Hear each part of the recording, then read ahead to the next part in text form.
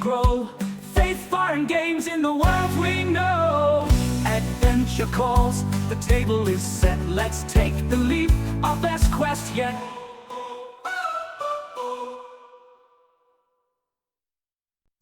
From the first light to the game's last stand, we're chasing truth with controller in hand.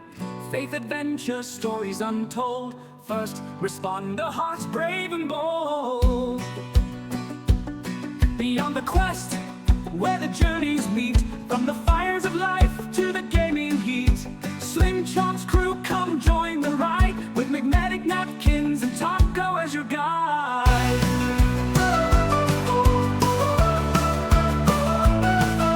Beyond the quest, where the journeys meet, from the fires of life to the gaming heat. Slim Chomp's crew, come join the ride, with McMedic, Napkins, and Taco as your guide. Beyond the quest, where the stories grow, faith, fire, and games in the world we know. Adventure calls, the table is set, let's take the leap, our best quest yet.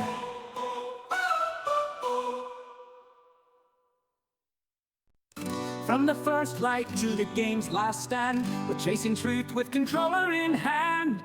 Faith, adventure, stories untold, first responder, hearts brave and bold. Beyond the quest, where the journeys meet, from the fires of life to the gaming heat. Slim Chomp's crew, come join the ride, with McMedic, Napkins, and Taco as your guide.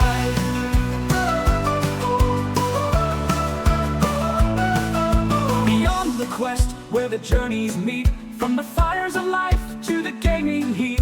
Slim Chomp's crew, come join the ride, with McMedic, Napkins, and Taco as your guide. Beyond the quest, where the stories grow, faith, fire, and games in the world we know. Adventure calls, the table is set, let's take the leap, our best quest yet.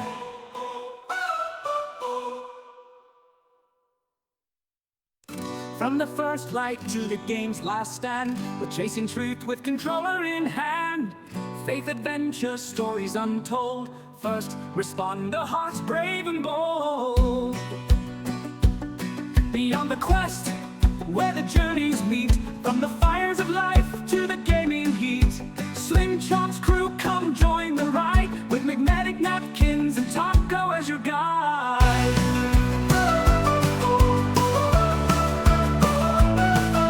Beyond the quest, where the journeys meet, from the fires of life to the gaming heat.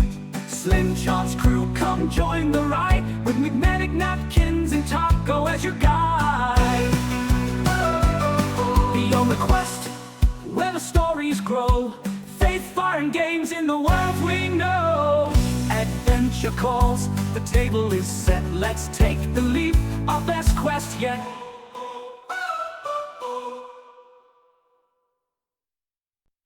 From the first light to the game's last stand, we're chasing truth with controller in hand. Faith, adventure, stories untold, first responder, hearts brave and bold. Beyond the quest, where the journeys meet, from the fires of life to the gaming heat. Slim Chomp's crew, come join the ride, with McMedic, Napkins, and Taco as your guide.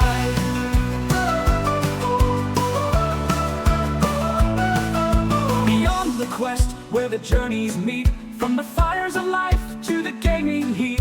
Slim Chomp's crew, come join the ride, with McMedic, Napkins, and Taco as your guide.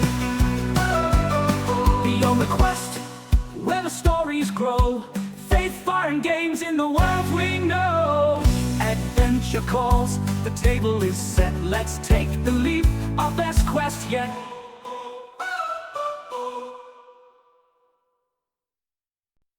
From the first light to the game's last stand, we're chasing truth with controller in hand. Faith, adventure, stories untold, first responder, hearts brave and bold. Beyond The following episode of Beyond the Quest is recorded live and is presented unedited. That means you're hearing it exactly as it happened, raw, real, and in the moment.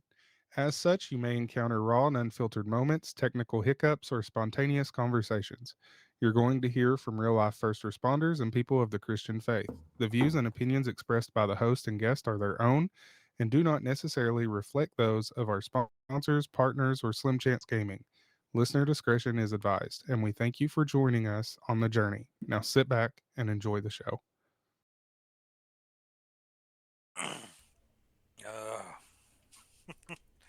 What a morning it has been so far. Be on the quest. Good morning! Good morning, all you questers. By the way, I was totally hot mic'd whenever you said that means be quiet, right? Hashtag some people's kids, bro. Hashtag morning problems, huh? Good morning. To anyone who follows He's going to get it us on stuck Discord, on one of them voices again. To anyone who follows us on Discord, quick apology for blowing up your alerts on the announcements page last night, but I do have all of my solo plays moved over to the group channel on YouTube now, including the full playthrough of Yakuza Kiwami 2, both episodes of Yakuza 0, and all 13 episodes of Star Wars The Old Republic. Listen, I was sitting at work check last it night out. and those announcements started coming through, and I was like, McMedic is burning it up tonight. It wasn't even me. I didn't get any of those announcements because I'm not on your Discord because I don't know what that is or how to do it. Hashtag getting old, huh? I know. It's usually how we. I told usually how we Taco, talk. I said, I bet this is why Napkins won't answer me back on Facebook. He probably like muted his phone because this Discord keeps going off. Moonpie, you sound awful. What does that even mean? Are you talking about my preacher voice? Is it, yeah, I think it's your voice. Or are you just saying my mic sounds awful? I think it's your voice. I can fix that. Listen, he's sensitive right now about how this mic sounds. You leave my voice alone. Where are the drugs? Where have you hid the money? Oh, Howdy, boys. Napkins, you can track that app now, chat. The mic no. sounds good, by the way. It's stuck again. No. No, you did.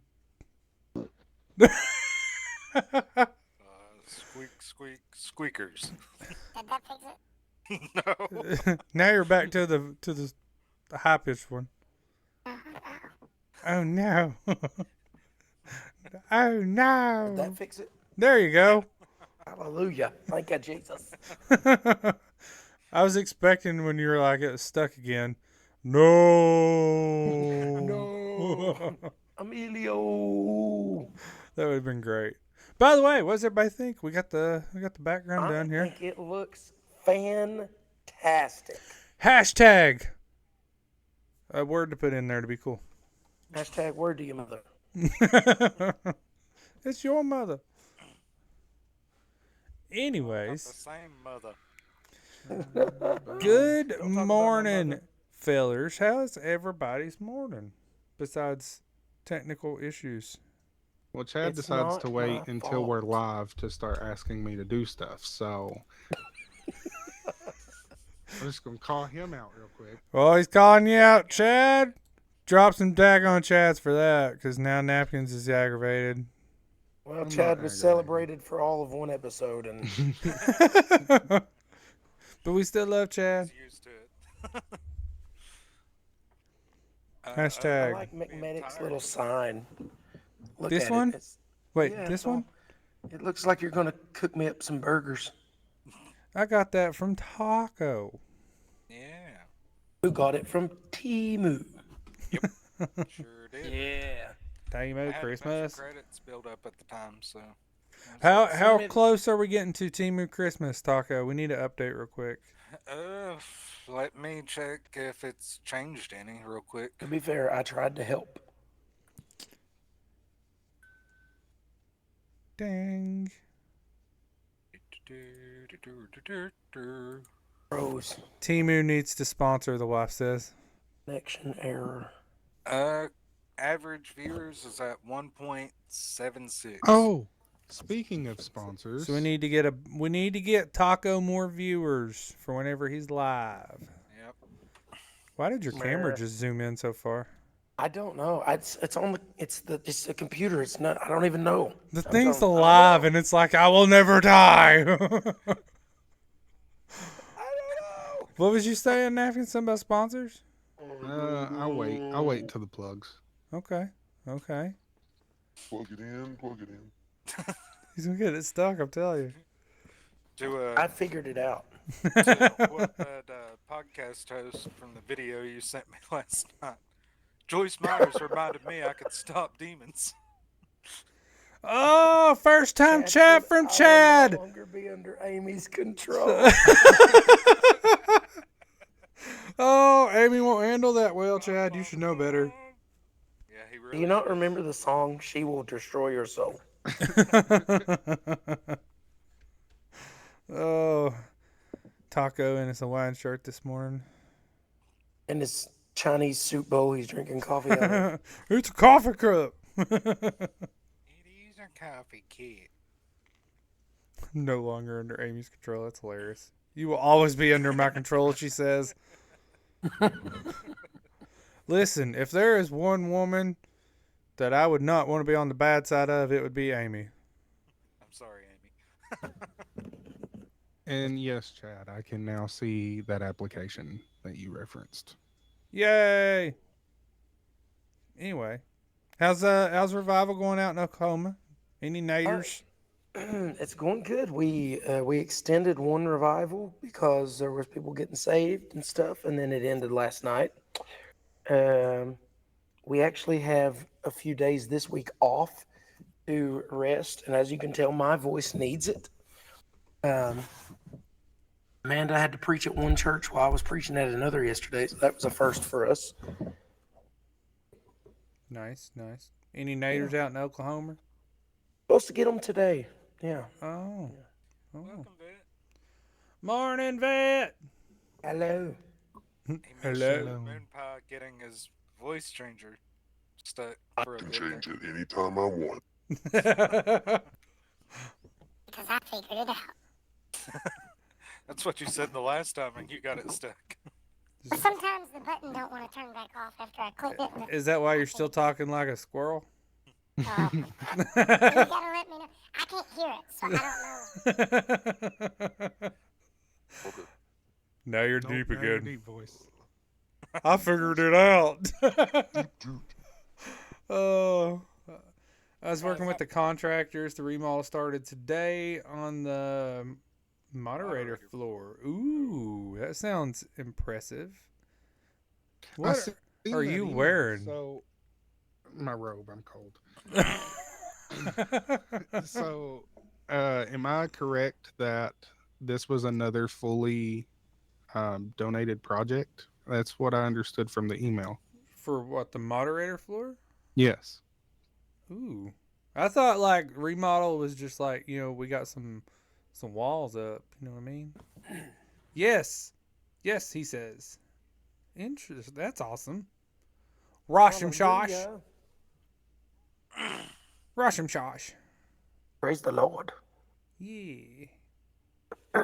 By the way, I thought it was hilarious. I had Taco sit and watch the video. So, MSI and Ashley Furniture is hooking us up. Woo! Yeah, and for longtime viewers and listeners, if they think about last episode, they just got their answer to who the new partner is. I don't know what MSI is, but I know who Ashley Furniture is. How do you not know who MSI is? I don't know. But congratulations. Wow. And also, Chad, I'll have to ask that after the show. a congratulations is in order. I completed Ghost of Tsushima. So Oh, did you? congratulate me. Congratulations! Thank you. You know, it I has feel a sequel vindicated. coming out soon. I know, and I can't wait for it. Pretty excited. I saw that game pop up as a.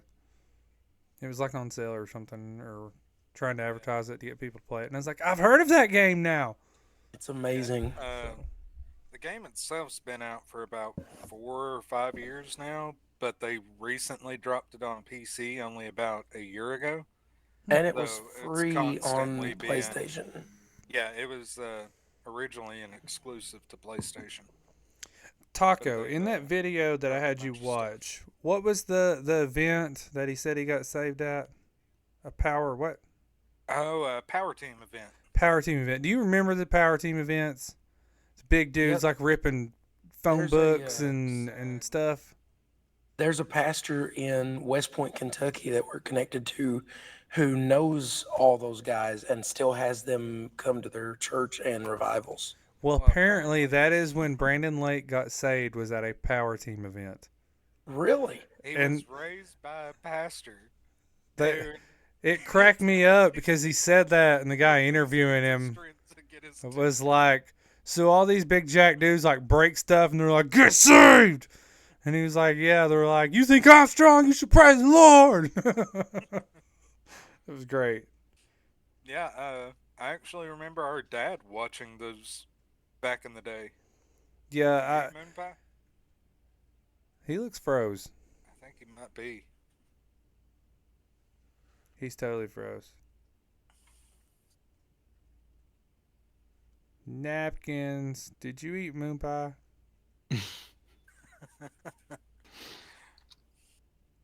User in your channel timed out. Oh no! I bet his computer died or he lost internets. We will work on getting moon pie back, don't you worry. But in the meantime, that was a really good video though. It was an interview of somebody interviewing Brandon Lake. And he even mentions a lot of and the reason I wanted to bring it up is because we've had a lot of conversations on the show, some hate because of towards some of his music and me saying that I listen to his music, it doesn't bother me. He even mentions a little bit of that, of what a lot of the hate was towards and about in his interview. Yeah. Yeah, So yeah.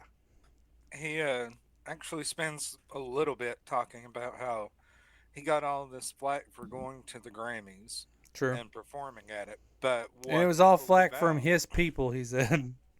What people leave out is he performed like hours They were before expecting naders. That's the, true. He did say that. before the big events that got all the backlash and everything. I just And- imagined a moon pie spinning in circles in the air. Sorry. And even used his acceptance speech to honor God. And He said he to had try 40 and seconds, preach so the only thing he gospel. could do was try and preach in 40 seconds as simple as he could, and he still got hate for it. And his section was hours before User the entered your big channel. Grammys thing, and yet he still got hate for it. Am I back? Well, I hear you. I do You not just see gotta you. fix your camera. Yeah, I'm trying to load Twitch again. Something just happened. I think a Did you get tornado just took all the internet.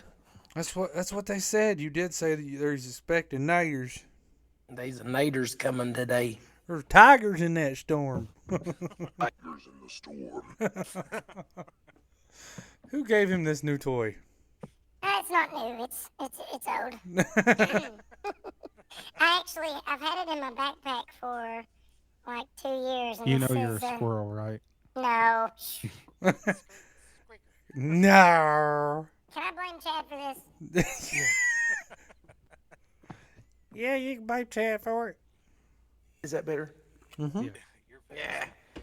Somebody gave me this about a year and a half ago when we first started doing podcasts for the ministry, and it only works half the time. And used to, the mute button would not turn off, but I figured out how to turn it off. Well, I got a small little mixer board for Christmas that we were going to use for the podcast. And come to find out, none of my stuff connects to it. So I've not been able to ever use it. However, Napkins stuff does connect to it. So I may let him try and see if he can get it to work on his end. Then I feel like he's going to be worse than you playing with a new toy. Especially if you can figure out how to change other people's voices while they're speaking. Yeah. Dropping sounds and everything. Fun. Here, Daddy takes the T-bird away. Aw, he sang to us. Wasn't that cute? Anyways. Napkins. Are you super busy right now or something? Yes, Chad is killing me. Daggone it, Chad. We're trying to do a show!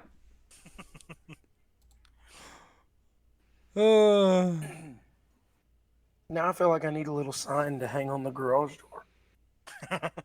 You do. We need to get you a big, like, neon version of your emblem. Of a moon Oh my pie. gosh, that would be so cool to have a neon You can do moon it. pie. You can do it. Yeah. You can do anything on Temu. You can get a coffin. I know.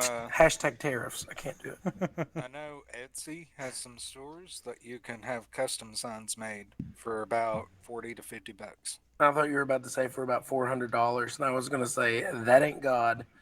Right behind me, devil. No, you know Not me. today, You do Satan! something like that. I need to move my chat real quick so I can see it. Well, I know if it's something Taco bought, it's something that's probably within my price range. Right? I'm gonna just Also, probably on Temu. Mediocre Mander made it back.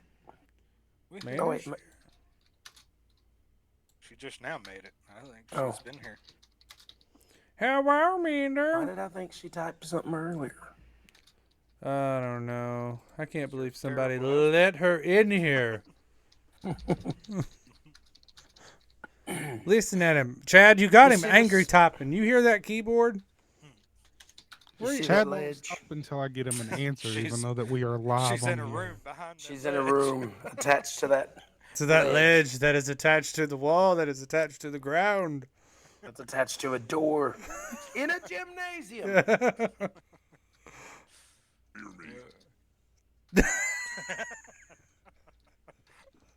He's having way too much fun with that. I am. Are you? Yeah. Squeaker again. He's a. Oh. Okay, you've got to tell me. I don't know. I just assume that it's off after I hit it.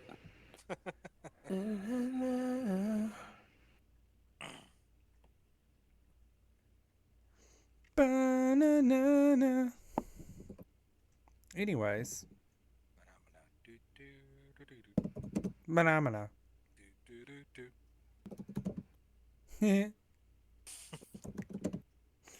Sorry, I was having Moonpie, fun. when you get a moment, check private chat. Responded. Just going down with the ship, Captain. What's with your Chad, hair? that works. Now you can quit asking. You look like Johnny Bravo. Yeah, I need a haircut. And I went to sleep with wax in my hair. No, I didn't. I showered Medic, you and look took like it you're out. standing in the I don't know middle why of that's Times like that. Square. Since when Times Square look like this? I think it's all the lights. Are you high right now? Well, we are in Oklahoma, and it is legal here. It's high. How are you? Wait, what? Just woke up. You just woke up in that room that's attached to the ledge that has the door? Yeah, because I left the light off, and I walked Behind the out, wall. attached to the thing. Attached to the There it is. ledge? Look at it. I'm going to get you a sign that just says the ledge. When it has an arrow ledge. pointing up. But I won't always be here. That's true. That's true. But you would always have the ledge. I would always have the ledge. If we ever get you actually streaming with us, that's an emote you're going to have at some point. It's just Don't the push me ledge. because I'm close to the edge. I'm about to lose my head. I just, You actually do sound a bit like the child penguin. I'm not going to lie. I had the Happy Gilmore moment of just, yeah. You're having a lot of fun with that. I am. Yeah. Napkins. What? Yes, sir. What's crack-a-lacking over there? All I'm hearing is a keyboard smacking. I'm trying to push an application forward, if you catch my drift. Okay. For some reason, Chad and Amy thought it would be great to do it while we're live instead of after. For some reason, Chad and Amy. I heard anger when he said Amy's name. So, Amy, if I was you, I'd put him in his place. He's getting a little out of hand. He's getting a little freely wheelie right now. I don't like it. I am kind of curious, Napkins. Do we have hate mail waiting on us today? Kind of hope so. No hate mail that I have seen, but we do have 14 Questers questions. Questions. No hate mail from Tennessee. Stephanie. Good old Rocky Top. Amy says we'll pick it up after the show. I mean, y'all cool. You guys do you.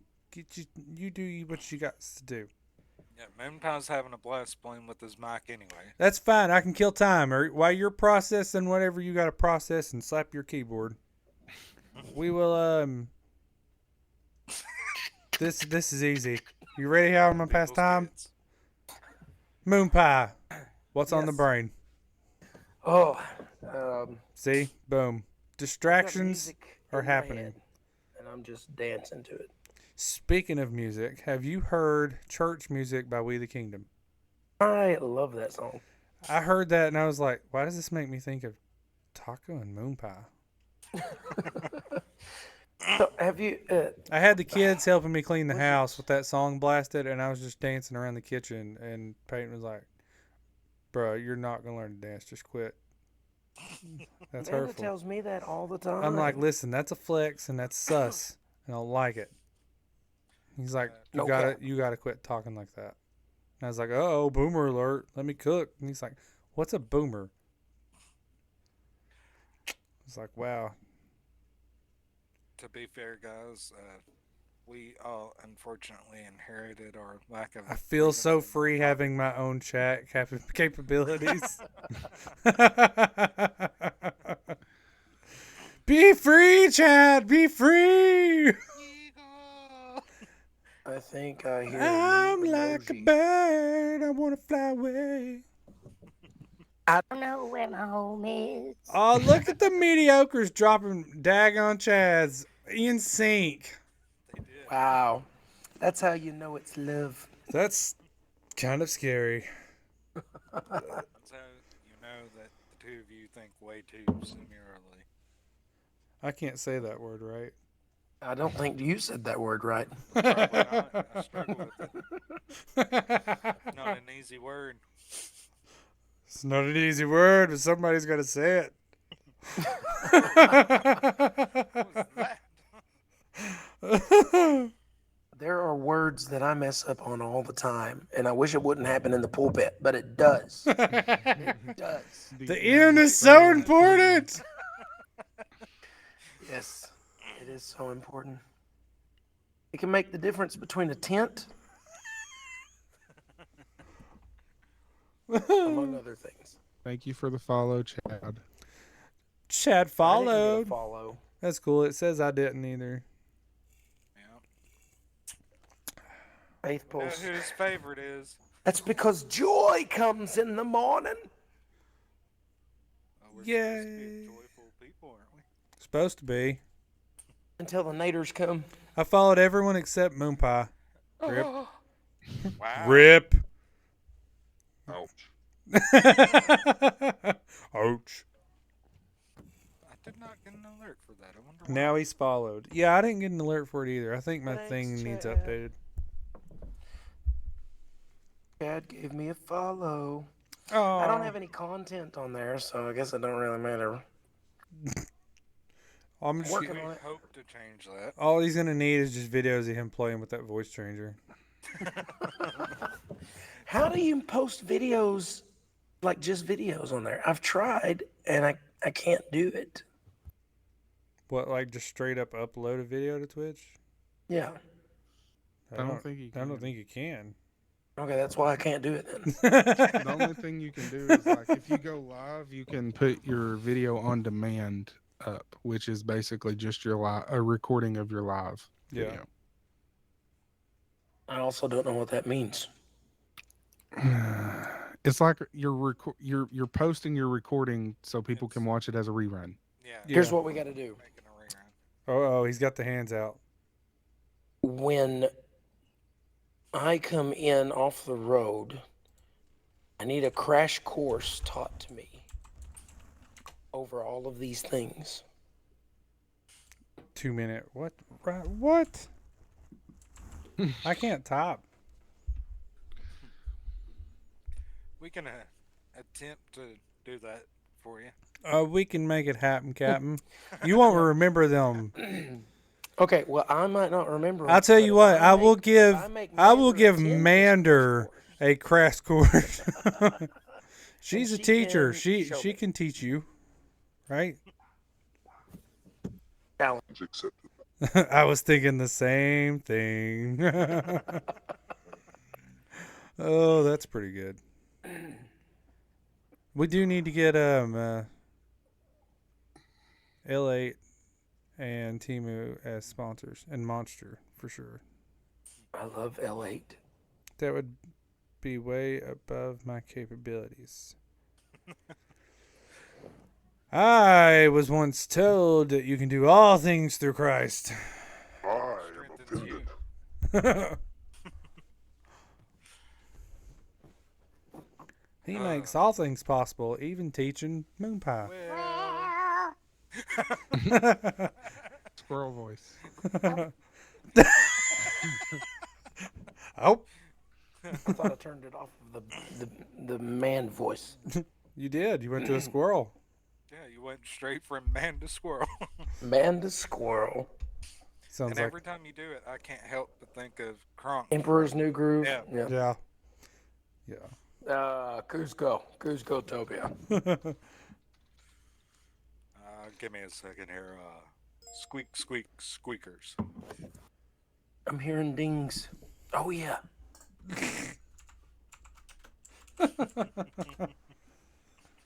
Just discovered it last time, and he already forgot about it. He's something else, children. Don't He is. confuse the listeners. We do have a behind the scenes chat, which if I ever get a Patreon started, it will be included in the behind the scenes footage. It will cost you extra. We can chat to each other while we're live on the air without our viewers seeing it. If you're not a subscriber, you're getting stuck in ads right now. You don't want that. Subscribe. Today's episode is brought to you by our new official partners over at Instant Gaming. You can save up to 90% on PC games by heading to instant-gaming.com/beyondthequest. You can also visit beyondthequest.com and click on Instant Gaming under our sponsors tab. Every purchase made through our affiliate link helps support Beyond the Quest and keeps new episodes coming your way each week. We're proud to officially partner with Instant Gaming. Thank you for supporting our show. And for those curious, we have actually used Instant Gaming That's ourselves. new. It's not just PC titles that you can find discounted. You can also find major consoles, different platforms, and all that. Still got 20 seconds, Napkins. Didn't have another one ready. You didn't have one for AVN? I've been trying to get one for Instant Gaming and I couldn't find the email from them. Thank you very much. This episode is also brought to you by Angry Vet Nation, a nonprofit dedicated to helping veterans and first responders break into the world of streaming and content creation. Whether you're just getting started or looking to take your channel to the next level, AVN is there to support you every step of the way. To learn more and get involved, visit angryvetnation.org. A huge thank you to Angry Vet Nation and Instant Gaming for supporting Beyond the Quest and empowering the next generation of veteran creators. Bro, you I'm- must be a veteran or a first responder. The squirrel voice made that. yeah.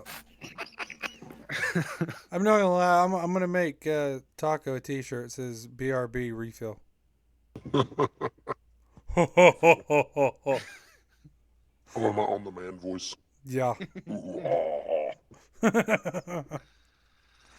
Oh, this is an Mander, take the interesting toy from episode. him.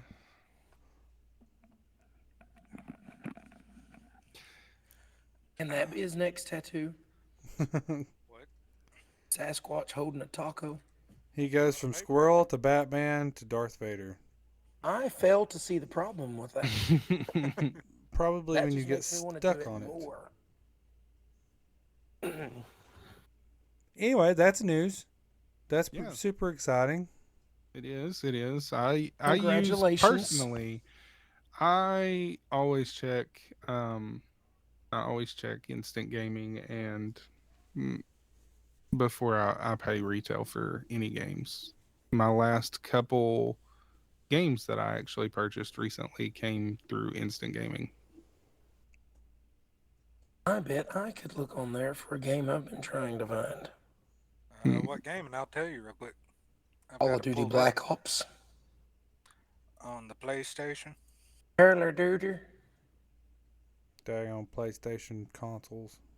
There is also Yeah, they have copies of it for PlayStation in How stock. much?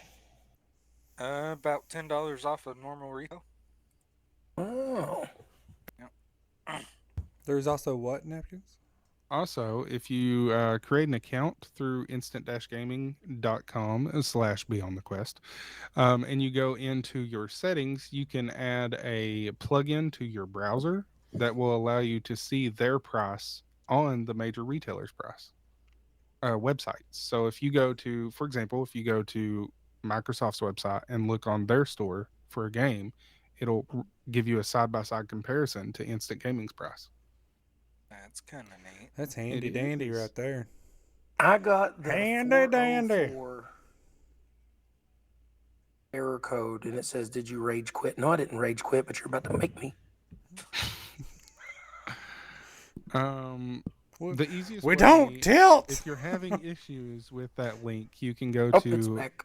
beyondthequest.com and under the sponsorship tab, click on Instant Gaming, and it'll send you that link send you through our link as well.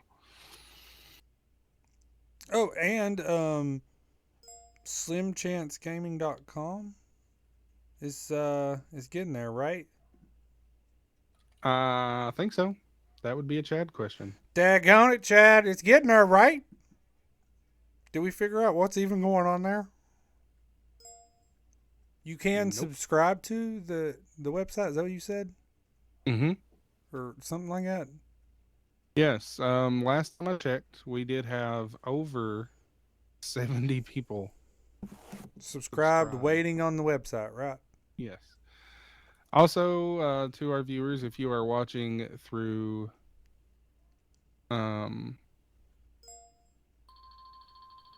if you're watching through my stream, Sorry. there is a QR code that you can scan, and it'll take you to that Instant Gaming website. Well. Cool beans. Did I hear a phone ringing? Yes, we are getting a live question through the live chat. Oh, snap. Ooh. Oh, snap. Are they from Tennessee? Is it Stephanie? I think I accidentally did that. You started it. You started the chat? I went to the website to click the thing, and it said, "I have a question," and I was trying to move it, but I accidentally clicked it. Okay. Okay, Mr. Deep Voice. You were getting a question from Batman. How's that feel? Anyway, speaking of questions, Are we ready for Quester's questions? Quester's questions. I knew he was going to do it. All right. Honestly, I'm more surprised he didn't go with the squirrel for that one. Lord. I was waiting on him to be like, questions. I thought about it. Okay. I mean, or what? Why are you laughing like that? because I just skimmed through this one and I remember reading it now. This one comes from the Thinking Panda, and it is The addressed Thinking Panda. it is addressed to McMedic. Oh crap! They listen from Ohio on Spotify. Oh how? Since when did Ohio get pandas? Here we go. Let's just dive in. Oh boy! This I is don't a like the long way you're starting this. Well, they took up both chat boxes. Oh man! You put I my know big you boy all pants said- on. I know you all said you would cover this on the Faith Show, which is fine, and I'm looking forward to it. But I wanted to comment toward your comments on the bedroom discussion question that was asked on the last episode. Uh-oh. I understand where you was coming from, saying no one else in the bedroom but you and your spouse. But if you're saying as long as both are consenting and agreeing, should it matter? Everyone has different things that they like and stuff. So as long as two are okay with stuff, should it matter? Or are we going to judge them for their actions like we said Jordan Riley shouldn't? Here we go with Jordan Riley again. No. Yes, it should matter. Because even though I think both have to be agreeing on things, there are still ground rules for almost everything that you should follow. And one of those ground rules should be that time is between you and your spouse. And if you bring somebody else in there, you ruin that. And you're going against what God created for a man and his wife. That's the whole thing about a marriage is between a man and his wife and coming together as one. The Bible lays it out pretty good on what a marriage is and how it should be. As far as judging them like Jordan Riley, my thing is if we judge people, and the Bible does say you can judge people and give a righteous judgment, and things, and judge people by the fruits that they bear. However, the difference is with the Jordan Riley stuff, he just flat out, if he doesn't agree with it, it's all wrong. And I think whenever you come, like me and Taco had a conversation about this yesterday, actually. Last night after we cut the grass. When you're getting to the point of, because you don't agree with it, and you were just, well, then I don't agree with it. It's wrong. This is the way it should be, or you're wrong and you're going to go to hell. And you start telling people what they should do, what they can't do, and blah, blah, blah. You're going straight into laying out rules and laying out laws that everybody should follow, and you're throwing Jesus out the window. And you're going straight into religion. However, there are rules and laws that you should follow that are laid out in the Bible. But whenever, just because you feel conviction over something or it's not the view that you have with as somebody else, doesn't mean that you should shame them for it. Jesus' whole thing was love, man. The main thing is to always show the love of Christ, and that's what we should be doing. So before we move on from this, I'm going to add a little bit of caveat to that. The Okay. difference between us and Jordan Riley. Jordan Riley is just getting on and straight out saying, "Don't do this. You're going to hell if you do this." Yeah, when you have a specific part of your show to pull up, what does he call it? Dishonorable mentions. And he mentions people that he's not even talking about in that episode, to just say, hey, don't have anything to do with this person or this person or this person because I don't like them and I don't agree with them. You're just straight out hating on people. And furthermore, we didn't just come on here live on an episode and was like, "Hey, let's talk." About Anybody things ever heard Christians Jordan Riley? shouldn't That dude do." sucks. Well, we didn't come on here and say, "Hey guys, here's things Christians shouldn't do in the bedroom or they're going to hell." It was a question that was submitted by a viewer, and we gave our input. Uh-oh, somebody's hitting nerves on napkins this morning. All it really makes me think of when they're making this comparison is the rant from the dad and Matilda. I'm right and you're wrong. I'm big and you're little. Get used to it type of thing. Mander says That's marriage is a covenant between two people, one man, one woman. The Bible doesn't say forget to include your spicy side pieces. Spicy side pieces. but that's that's the way it feels when you see these people making content and videos where all they're doing is, well, you can't listen to this one or you'll go to hell. You better not follow this person because they're going to lead you to hell because I don't agree with them, so you have to listen to me. That's where it comes down to, and that's not the way the Bible tells us to be. It tells you to work out your own soul salvation with fear and trembling. And the reasoning being is some things might be a problem for some people and not for others as far as like temptations go. Right. And Not everybody has the same temptations. Somebody might be more tempted by alcohol than they are lust, and vice versa. That's the things you're supposed to watch out for. It doesn't say, well, if you and your wife agree that you want an extra woman or an extra man in the bedroom, it's okay, because that's completely unbiblical. That's Just going because you against the agree will of on God. sin doesn't mean that it Doesn't makes make it it right. okay. It's still sin. Right, Ask Solomon how it worked out for him when he had multiple wives. right. He ended and up y'all True. turning his back on God. y'all pretty Wound up. much hit on my next piece, which was basically just going to be, I know you submitted this question for Medic, and whenever you choose who you're directing the question to, that just guarantees you're getting a response from them. But we're still going to open the question up if anybody has anything to add. So Right. Boom. that's And where I there's was a coming. That's what I was going to say. If anybody else has anything and to add, I go ahead like and that speak up. you actually mentioned that too, because I was gonna say, and don't get me wrong, I've went back and I've watched probably 5 different episodes of Jordan Riley's stuff now, because I wanted to actually watch it so everybody's not just like, well, he saw one thing and he's hating on him, blah blah, which obviously some people feel that way. Some people's Um, kids. I've went back and watched several of them. There has been some things that he's mentioned that I'm like, okay, I kind of get that, but most of it does kind of follow the way that the one episode does. There's just straight up telling people what to do.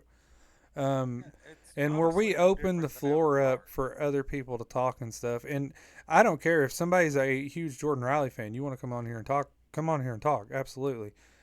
I heard something in that interview, that video that I sent Taco, that said, I want to be a sponge. Never be the person in the room that you think you know it all. I'd rather be the person in the room that knows nothing and just soak up everything, because it's not just when you're looking at biblical things and your faith things, but anything in general. Everybody has gold in them. There's always something you can learn. If you sit down with somebody and you say, okay, what's your perspectives? Tell me where you're coming from, because then you can soak something up. I don't have to agree with you. Jesus was all about people, and was all about love, and that's how you communicate with people, and you don't have to hate on them just because you don't agree with them. Yeah, it's like, well, even like we tried to explain when we had Schizo on here, he may have different beliefs than we typically have, but we're willing to hear him out and hear his point of view and why he believes what he believes because we want to understand where he's coming from. You can't have a dialogue to explain why you disagree if you don't know why he believes what he believes in the first place. Yeah, I met a I met a minister one time who he told me he was taking notes through the whole sermon, and after service was over, um, he asked me. He said, "Do you ever take notes when you go listen to people?" And I said, "Yeah, sometimes." And he said, don't ever get to the mentality when you go to listen to somebody, even if it's someone that just has totally opposite beliefs than you, and they're getting ready to minister. He said, if you will listen, you can always find a little something that's good, even if it's someone who, you know, for example, let's say somebody who doesn't believe in a rapture of the church. or believes once saved always saved, or whatever. He said if you just listen, you should still, if they're in the Word of God, you should still be able to glean something from that. And that kind of goes along with what Medic was saying. Everybody has something they can offer, something they can bring to the table. So you don't cut them off uh, just because one thing separates your beliefs. Or I mean, if that was the case, then nobody would ever have friends. Well, and Friends. I know it's not exactly the same, but that kind of reminds me of like at work. Everybody, no matter what profession it is, you always have somebody that makes the comment that they're the best there ever was at the job. And they were talking about that the other day at work, and they asked me, they said, "Who do you think's the best in the lab?" I said, "To be honest, I don't think there's a best. I think that everybody always has bad days. I feel like everybody, just because I can't get one doesn't mean that you can't. That doesn't make you better than me. That just means for some reason, you found something that I couldn't find." Um, and I think that aligns a lot with this as I well, think I think it's just the because. part of where you lack, somebody else can help pick up to make Yeah. better. You should be able to try Iron and edify. sharpens iron. Yeah, you should be able to help edify each other. All I feel right. like I'm screaming. Faith said, "Is it just me, or did this episode just jump straight in deep?" Deep episode. All right. This next question comes from Squish Twinkies. Interesting name. It is addressed to Mediocre Moonpie. Oh, the Twinkie and the moon pie. He officially has fight it out. has a selection on our Q&A, and there are some addressed to him today. Yay! Squish Twinkies listens from Tennessee on Spotify. Oh, you got a Tennesseeer. Tennessee. Got a Tennesseeer. He says, "First of all, a lot of respect for what you and your family do. I was curious, however, do you ever just want to settle down instead of living on the road? Also, how does it work being away from family so much for family events and things?" I quit 14 times last week. It gets very difficult sometimes. There are days that I want to throw up my hands and just go find a church to sit in and be a good little Christian. But I have in this walk, I have gained a greater respect for the prophet Jeremiah. Growing up, we always heard those fiery preachers talk about it's like a fire, shut up in your bones. Yeah. But that was not excitement for Jeremiah. When you go and you read that in the context, he was so miserable. He's called He the just- weeping prophet. Yeah, and he just wanted to quit. He just wanted to be done. Like, God, just let me go sit. Let me. And he said, I For somebody literally. else for a minute. Yeah, just let me stop. And he said, I literally can't because it's burning inside of me, and I have to release it. And so I've gained a greater respect for Jeremiah in that sense that I know what it means to want to sit down and just feel obligated. That was my shoe scooting across the floor. In case anybody needed to know, I'm not playing basketball. And as far as family events go, I could not tell you the last time we were able to enjoy like my birthday with family, which is New Year's Eve, in case anybody was wondering. I wore a size truck payoff. But it does get difficult. That's one reason, I told the guys here when they first started doing Beyond the Quest, it really helped me in that sense because, and Mediocre Mander can attest to this. When they started this, I always I turn it on when we're traveling, and if we don't finish the episode, we turn it right back on as soon as we get back in the vehicle, and it helped me feel like I was getting to spend more time with them, and that's one thing that it does help encourage us to keep on going, especially in those moments where you'd like to sit down. And I'm not saying that God won't ever settle us down. It would definitely take the Lord if we were ever to pastor a church, because we've been there and found out it's not our lane. But I know God can change seasons, and if He does, I'm okay with it as long as it's Him. But I am not going to willfully do that on my own again. So, yeah, He kept it on repeat. Aww. I did. I still do. He do love us. Aww. Welcome, Super Mario Cousin. What up, This Mario? morning. I will say, I love having you on here. I enjoy all yes, four of sir. us getting on here. And even if we don't have questions to answer, us just getting on here and hanging out.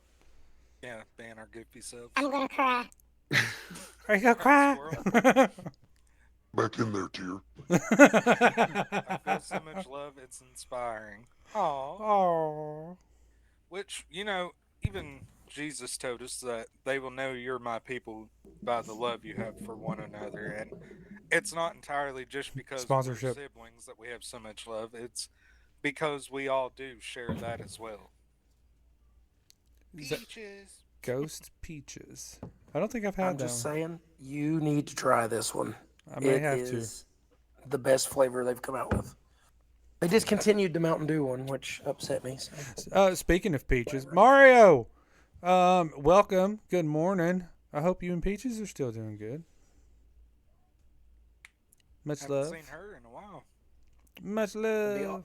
that'd be awkward if he was like, "We actually broke up, guys," and be like, "Oh, The wedding's off. It was probably who helped me propose. well." Anyways, Moving on. Napkins Let's is in see. deep thought right now. This next question comes from Big Joe, 1987. Good old. Joe. Joe. He addresses this to everyone and he listens from Apple.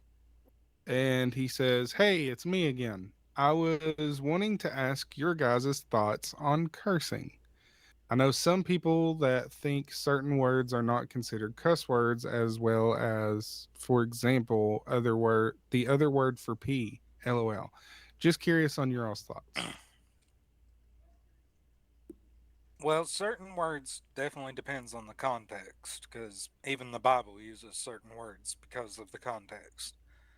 But in this day and age, we typically, if you're a Christian, you're not going to use it because it can be offensive to others. It can create problems to others and be a stumbling block.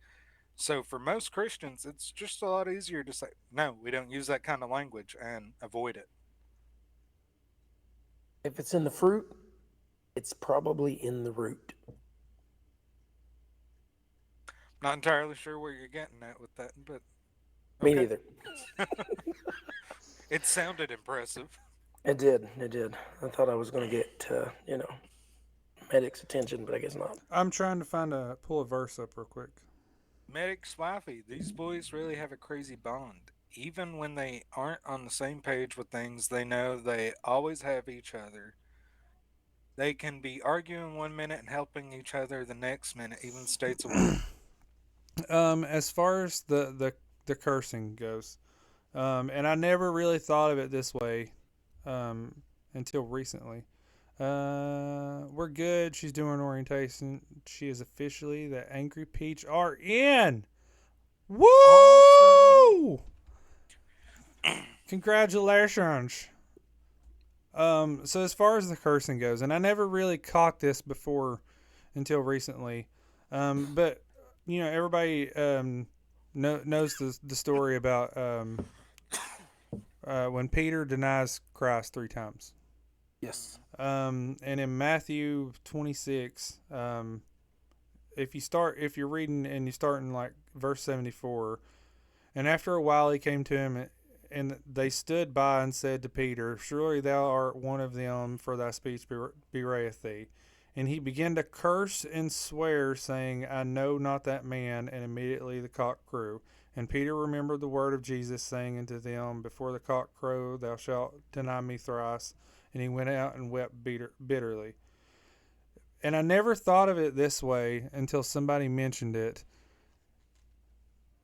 So when you curse and you use the language and things, that third time when Peter done it, he was doing everything he could to separate himself from God, to separate himself from Jesus, and to fit in more with the world.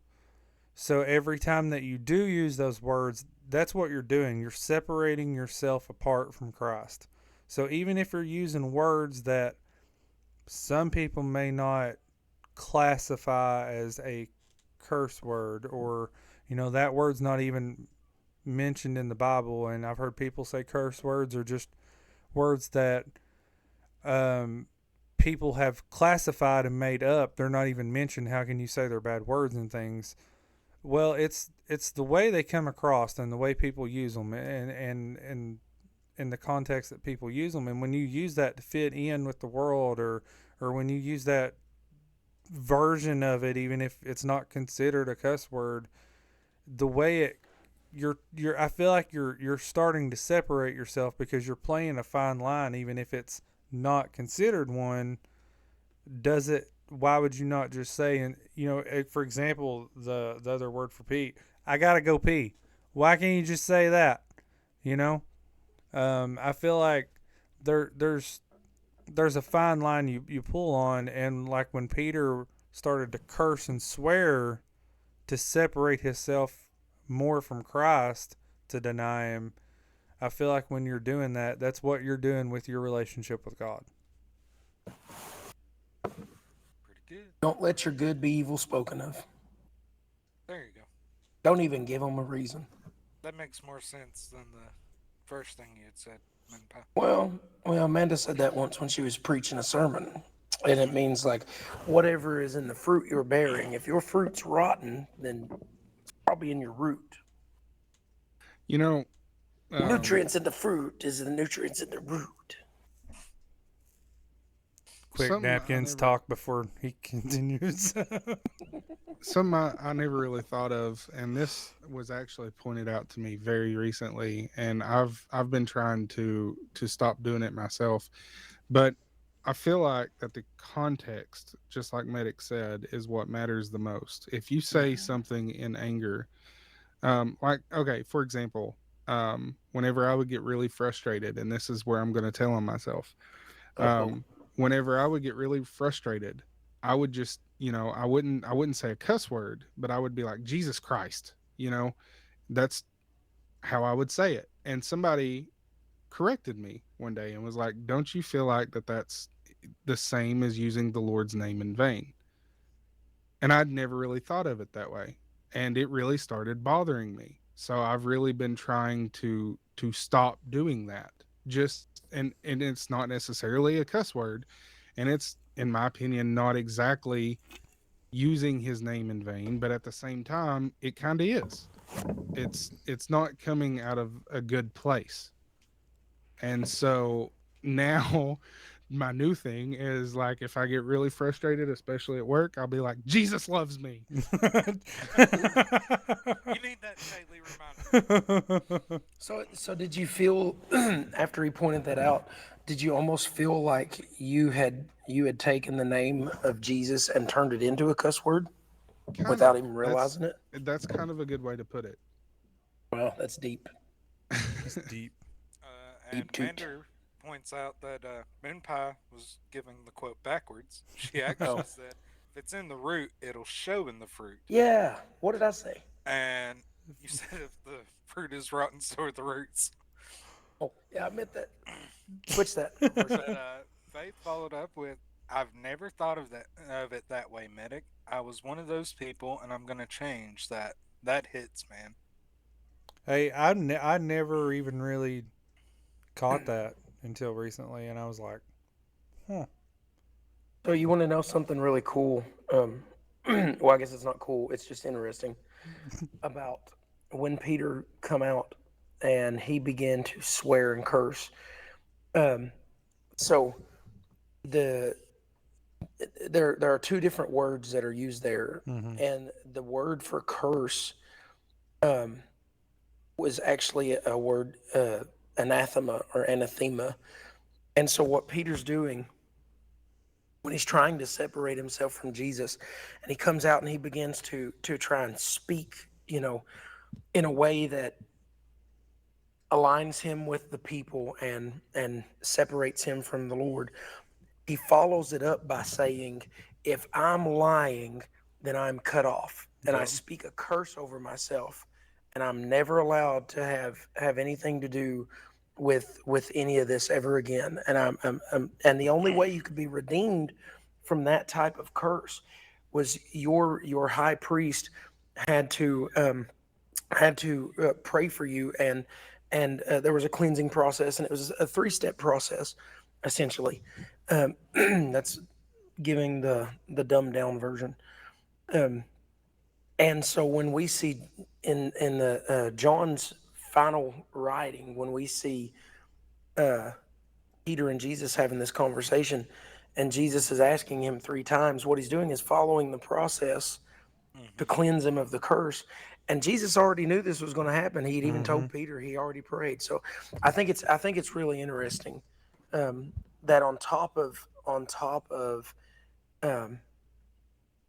swearing this oath or this curse upon himself, he's also, speaking ill conversation and cuss words rather, against, just anything he can do to separate, to the point where he's willing to cut himself off. Like, that's just crazy to think about.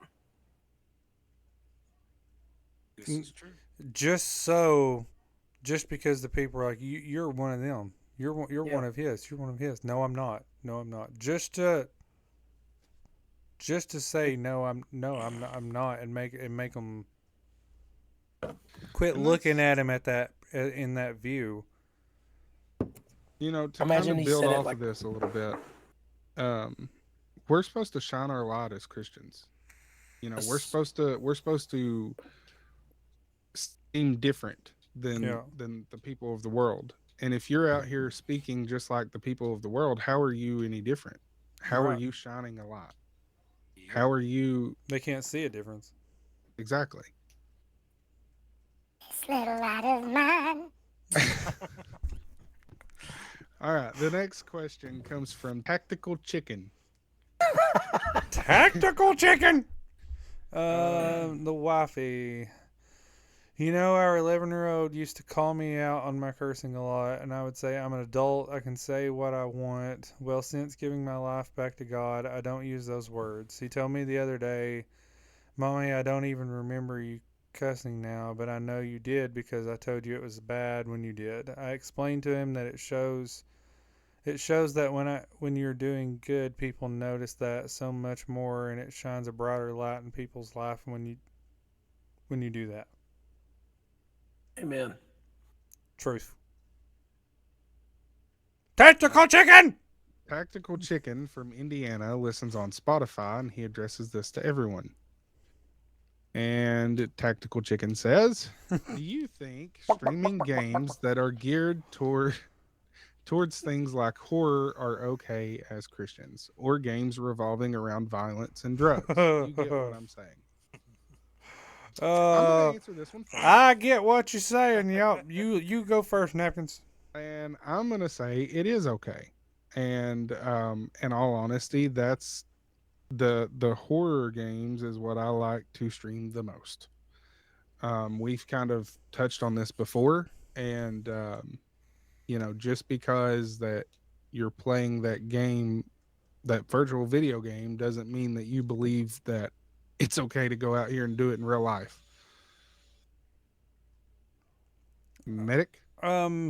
So I think we have touched on this quite a bit, actually. Mm-hmm. I've always said you have to have wisdom and knowledge when it comes to this type of thing.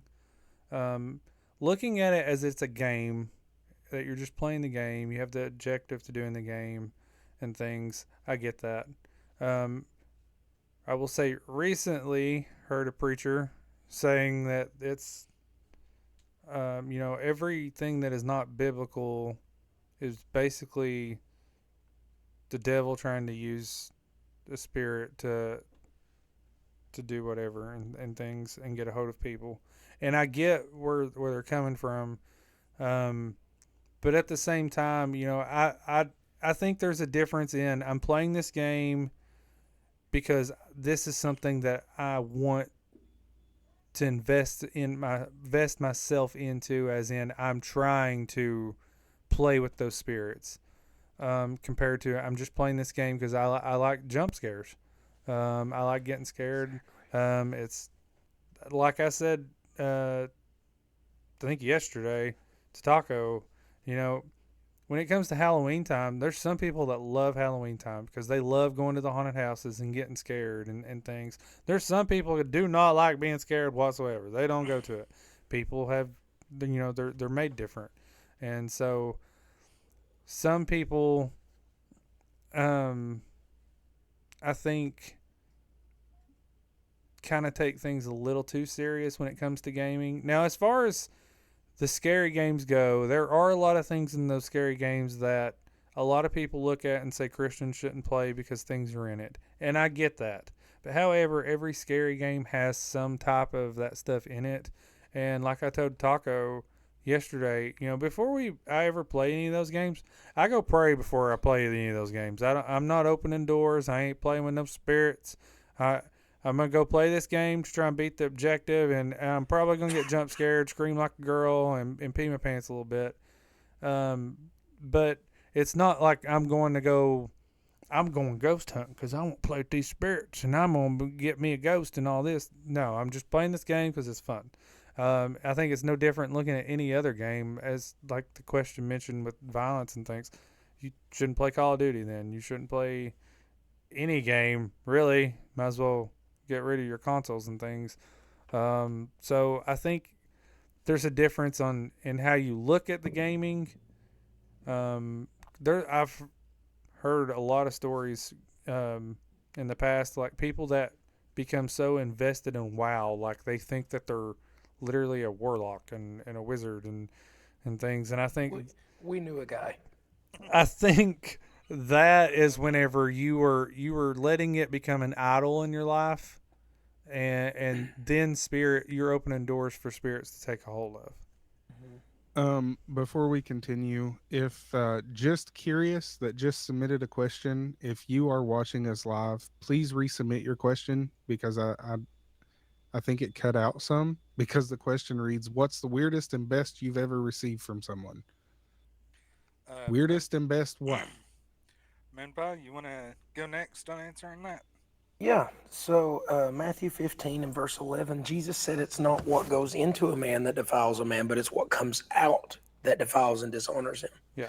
And so I think kind of like Medic and Napkins were saying, I think it's all about your intent. I think it's about moderation. Now, obviously, there are some things that I just stay away from in general, just out of personal convictions. But I'm not gonna tell somebody that, if they like playing, let's say, It's okay. You can have different perspectives. You want to throw napkins out there, you can do it. let's say like the horror genre. Yeah. I've never really been into that sort of thing. I think it was because I was traumatized by the Chucky movies as a child. And so that's just never been my thing. But I mean, if that's what Napkins likes to play, then I'm not going to tell him he's not allowed to play a video. That's ridiculous. That would be Jordan Riley of you. How Jordan Riley of you? Well, I mean, it's like some people like first-person shooter games. Some people don't like that type of game at all. I mean, what if we make his name a cuss word? I think it kind of just plays into what type of games you like to play, and then when you're somebody that really enjoys scary games and the horror games, you're not gonna find one that doesn't have some type of what people would classify and say, well, that's demonic and whatnot stuff, because that's what half of the horror and scary stuff tries to play off of in almost any game to try and make it scary. And I want, before Taco gives his input, I just want to put this out there. I like playing the horror games because I like the jump scares. I like being scared. I like the creepy stuff. And I'm That's gonna why I try to enjoy find a playing. way to clip his camera when he gets jump scared and that beard shakes all over again, because that was the funniest thing I've ever seen. No, I think Moonpie kind of kind of hit on the most important part there. He said personal convictions Yep. keep him away from certain stuff. And that's what it comes down to. If you're messing with something that you ought not to be dealing with, you're going to feel conviction over it. Yeah. You're going to feel, oh, this is wrong. That's God and the Holy Ghost telling you, step away from this. This is not for you. Yep. Either it's a greater temptation to you or a greater stumbling block to you than what you are able to deal with.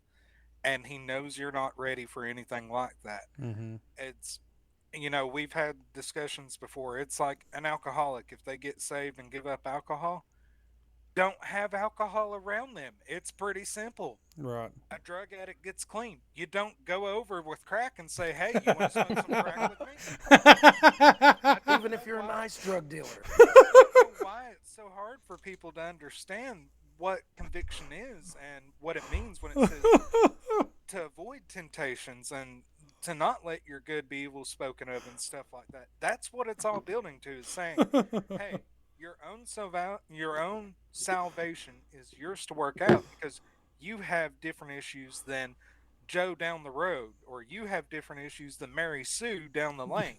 These names, You bro. guys wanna smoke some crack? Everyone has different things that they have to struggle with on a daily basis. Yeah, Exactly. no, right? and I totally agree. And I think like if you get to the point where that's what's coming out of you, then obviously there's a problem. Right. Exactly. Just like going right back to that verse, like Jesus was saying, and that was what he was trying to convey with the Pharisees. You know, all of them who were upset about what people's eating and all this, and they're saying they're unclean, they're unclean. And Jesus said it's not what they're putting into them that makes them unclean; it's what they're putting back out. That's Right. what defiles Which people. the other example I like to use for that too, Peter, before he goes to Cornelius, is that who he goes to? The first recorded Gentile? Yeah, yeah. He has the dream 3 times of a giant sheet coming down from heaven filled with all manner of life that God had created on this earth. And every time God tells him to arise and go eat, and every time Peter's like, well, I can't, it's unclean. Right. And God finally tells him, don't call what I have made unclean. Right. Because it's not about what he's going to eat that's going to make him pure or unclean or whatever. It's what he's doing.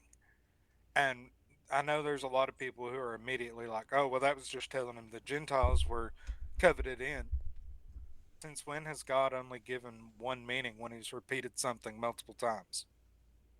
Like, and one thing that you had said, I wanted to kind of go off of, and it was kind of like what I was saying earlier, whenever on the first question, I think it was, when you were talking about personal convictions. And I think that that's the issue of, because somebody personally feels convicted of something, so they think, it's wrong. Nobody should do it. So I'm going to tell everybody it's wrong, and if you do it, then you're going to hell, and you should change this and that and this and that.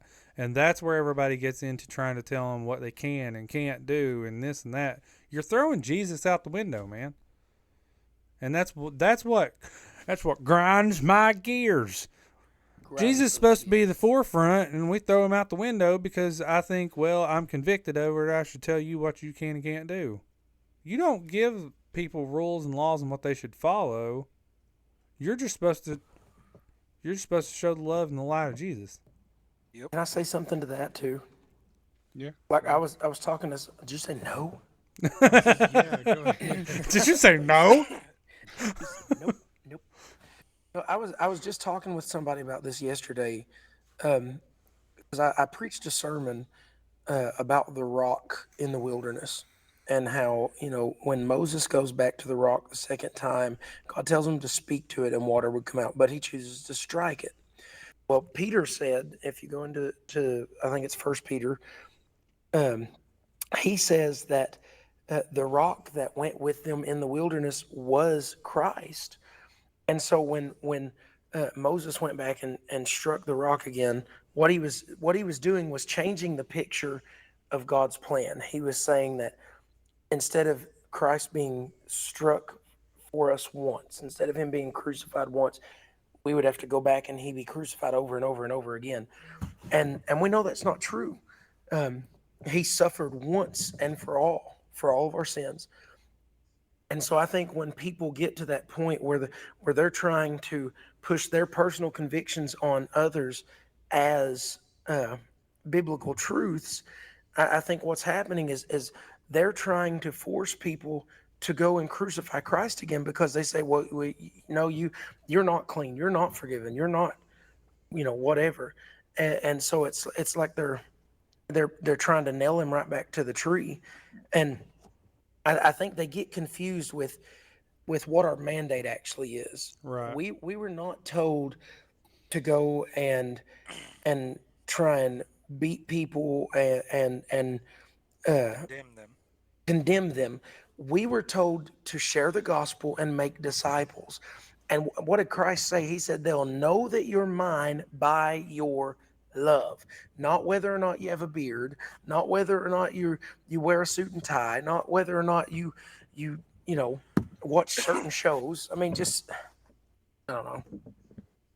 No, People. you're exactly right. I mean, if you're going to get to the point where you're telling people, well, you can't play this or listen to that or watch this because it'll all send you straight to hell, it's no different than going to the Old Testament, flipping open to Leviticus, Deuteronomy, or Numbers, and being like, okay, you can't wear cotton polyester shirts because that's two materials. You can't shave your facial hair because it says not to mar the corners of your beard. Right. Oh, you can't have tattoos because it says let no man put a mark upon you. Like, you're condemning them with the law, and the law was already fulfilled. That's That right. This is covenant was finished. this is You my have to big keep thing the on covenant why now. you should not be trying to tell everybody what they can and can't do, okay? When you get to reading about in the New Testament, like say if you start from Matthew and you're reading about when Jesus came and what Jesus came for and everything, and then you have somebody that is lost or they have questions and they have all kinds of issues going on. Nobody's perfect. I still have issues going on. You still have issues going on. But you don't want to sit there and give them rules and laws and everything that they need to go by. Jesus wants your heart. He works from the inside out. You give your heart to God, and then God starts working on you, and if you start feeling conviction over something, that's when okay, you and God's going to agree on things on what you should and shouldn't be doing, because you're going to be different than I am. We're not going to be completely the same on everything. And I think the problem is, everybody is like, well, this is what you should and shouldn't do. Just leave it alone. You're not there to tell them what they should and shouldn't be doing in the first place. You're supposed to be just there loving them and shining your light. This is completely random, but since Moonpie has joined the show, Mhm. we have gotten viewers from. Well, I'm just going to read you the list: the United States, Brazil, India, Canada, Kenya, United Kingdom, Bahamas, Colombia, France, Germany, Iraq, Italy, Jamaica, Jordan, Mexico, Pakistan, Panama, Saudi Arabia, Sweden, We Turkey, striking right in the heart of Islam right there. All my Barbados, Pakistan friends. and the Cayman Islands. You want to know what probably done it all? When he read that Hawaiian Bible. I'm telling you. Some people thought I was talking in tongues. Some people thought I was speaking their language. Faith says, plus, like me looking for streamers that aren't cussing and stuff, but I wanted to find a streamer playing a scary game. Finding a Christian doing it is what you would want. You could reach others because of that, if that makes sense. Yeah, I you're agree exactly with that. right. Yeah, I mean, when I'm browsing Twitch to find somebody playing a game, I get so aggravated because everyone is on there and it's just constant filth out of their mouth. Or if they're playing a scary game and they get jump scared and it's, GD this, blah, blah, blah, screaming cuss words. And it's like, you just keep going and trying to get through them. Even when you sort Twitch, because you can actually go in there and sort and find where they have tagged in their Twitch Christian streamer or whatever. There's still a lot of them do it. Oh, yeah. And it's like, it's very hard to find streamers on Twitch that aren't doing the same thing as everybody else is doing. I get what Faith is saying. That's a really good point to throw in. All right, Yeah, boys. which is why we have occasionally shouted out some that we've found, because we know there are others out there looking for streamers that are family friendly, that they can watch and not have to worry about hearing stuff that they don't want to hear. All I right, just got a Napkins. friend request from someone from Pakistan. Go for it, Napkins. Well, I was typing in the chat. No pressure, but we might have to speed up Quester's questions just a little bit because we've had 5 more submitted just since we've started the segment. Yeah, we kind of went on a tangent on that one. All right, this next one comes from a wet poncho. He listens deep. in Washington on Spotify, and he addresses this. Hey, one ain't that to is that our me. first one from Washington? That is. Is our that a first new one from state? Washington. It is. Whoa! We need to start a map. I'm telling you, behind you needs to be a giant map. I have one. You can put it on your garage door. It was used in that Hulu series, Epidemic. I think that's what it was called, with Kevin Costner. I have no idea what you're talking about. It's about like the drug epidemic. Anyway, the guy who made the props for that lived close to us in Rocky Mount when we were there, and he had this gigantic. It's like 12 foot across. Bro, This we could huge- take up a whole wall. It is a huge metal globe, and it's in 3 sections. But you could totally mount it to a wall and put lights behind it, and then put little dots. Anywho, I got it. It's in Anywho. the tent trailer. A wet poncho says, "Enjoying the show. I like the addition of Moonpie. You 4 are great together. LOL. Oh, I recently hashtag just love. caught up. I'm just mediocre. I recently just got caught up on all the past episodes, so wanted to ask how Napkins is after the talk of the Book of Napkins. LOL. So that's the first question, and I will say on that, there's still legal stuff, so I can't really go into any details until all It's the like a legal things movie are- where you got to wait a couple years for it to release. You just had a teaser. Right? It's the like second- a new game being announced. You're gonna have to wait like 2 or 3 years while it's developed. They're the waiting second in line overnight. Second question, I believe, is addressed to everyone. It doesn't really specify, but I'm going to assume. It says, any advice on someone like myself that doesn't like being alone but can't seem to find the right person? They either want to use you, take advantage of you, or are not looking for something serious. Also, apparently, because I have kids, that's a no for everyone. Let's hear it, Napkins. This was addressed to you. I'm going to say, number one, if they don't accept your kids, that should be an automatic no for you. Your kids should come first. Number one. Number two, as far as not liking being alone, I get that 100%. And especially whenever shortly after me and my wife first separated, I started going on dates and stuff just because I didn't like being alone. And then I realized that I was searching for someone for the wrong reasons. And I kind of stopped. I started focusing on my kids and providing for them. And that's kind of where I'm at right now. I actually just recently applied for a promotion at work. So fingers crossed and prayers there. And I've began the search again to find my own place. So once I get myself and my kids taken care of, then I can eventually start venturing down the road of trying to find a person. But until I've got all my stuff, all my crap sorted out, I don't really have time for someone else. You got no time for that. The only thing I want to say, and I think I told Napkins this, best advice I can give: chase God. And if you notice somebody trying to keep up with you, then introduce yourself. Yeah. First of all, until you're actually happy and content with yourself, you're not going to be happy with anybody. You have to be comfortable being alone. That way you can focus on God.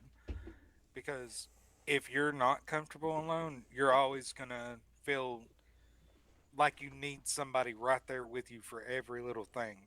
And that's just going to start dragging other people down. That 100% what? 100% no cap. 100% no cap. All right, Mr. Demon Voice. And another I thing, was on the squirrel. now you are. You are now. Is it off? Nope, No. you're deep now. Is it off? You're deep. Nope. Is it off? Yeah, it is. The other thing, too, which I'm telling you, like watching that interview, I was trying to really soak up a lot of it. And another thing that they had mentioned was God should be first and most that you search. It shouldn't be. He should be our first response, not our last resort. Oh, And yeah. so when you're alone and you're having those feelings and things, when you need to search after God, because you're gonna feel that void. You're gonna feel that hole, and you can't. You're gonna feel it here, but you can't feel it by finding somebody for the wrong reasons. You're gonna try and do what you can and find other things to distract yourself and to try and cover that void up. But that's what going after God is. I had one kiddo, Medic had 3, and I was all in. They're a loss. When you stop looking, someone will fall into place. Pray about it, and when it's time and you're ready, He will place them in your life. Just be patient, and it'll all fall into place. Deep words from the wife. Patience is a virtue. Never pray for patience. I've lost track. Does anybody else have anything to add before we move on? I think we've all give our input. Okay. So the next one comes from Buckle Up. Buckle up! Uh-oh. Uh They oh. addressed this to everyone. They did not say where they listen to us on or where from. Tennessee.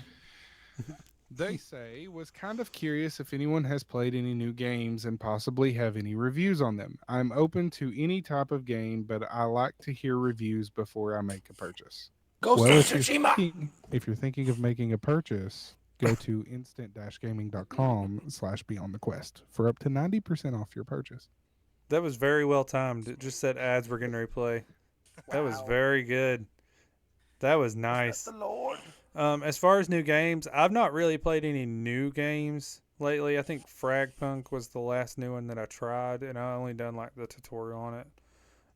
So I can't really give any input on this one. I've really just been like grinding ranked on and playing Call of Duty with the wife, who is now a higher level than me. Hashtag she's a gamer. So everybody that was hating on her for gaming, get over it. She could take you.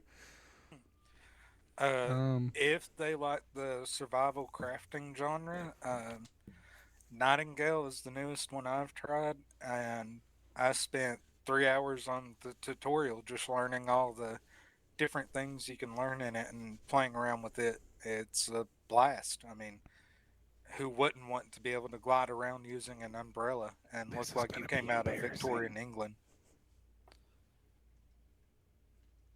Moonpie? Yeah, so obviously Ghost of Tsushima. I highly recommend it. And then I downloaded the trial for one of the Warhammer games. Which one was that? Space Marine 2. Space Marines. Yep, Space Marine 2. And I enjoyed it. What little bit I got to play in the demo, it was very much like a mashup between Gears of War and I don't even know. But it's just it had a really really cool feel to it. I enjoyed it, and then I recently purchased Star Wars Outlaws, Oh yeah. and started playing it, and it is probably, I don't know if it's my favorite. It's either it's a toss up between that one and the Fallen Jedi, I think Order. it is. Fallen Order. It's a toss up between those two about which one is my favorite Star Wars game so far. But I really I like the gameplay of Outlaw better than Fallen Order, but I may like the story a little better of Fallen Order. Does that make sense? I know that's a little contradicting, but No, Y'all in Star Wars. I've heard it described don't as diss sort Star of like Wars. I've heard Star Wars Outlaws described as Grand Theft Auto in Star Wars, but from what I've seen of the gameplay footage, it's more in line with a Star Wars take on Fallout, if that Yeah, makes sense. I would say at least from what I've seen so far, I'm probably only 25% into it because it's I can't stream it from my portal, so I've not been able to play it in the last couple weeks. But from what I've played so far, I would say it's more along the lines of like Fallout, or even there's some things in it that kind of puts you in the mind of it's like Star Wars Assassin's Creed. So for me, if you like horror games that really make you think, it's almost like a puzzle and a horror game combined into one.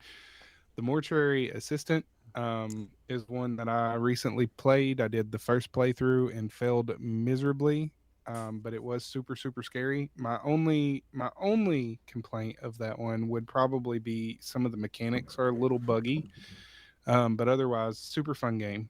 Gonna have to do some research to figure out how to actually beat it, but fun game. Um, if you like simulation games, I recently, so everybody on here knows that I play a police simulator, which is super fun. And the developers of that game put out another simulator called Ambulance Life, a paramedic simulator. Rethink your life decisions. And That'll be the very first thing that pops up on there. I recently got it, and I have beat the first district, and I've started on the second one, and it is super fun and super addicting. Um, so that one Wheeling is and healing, son. That reminds me, Napkins. How do you feel about Railroad Tycoon games? Well, I have Train Operator Simulator 2018, so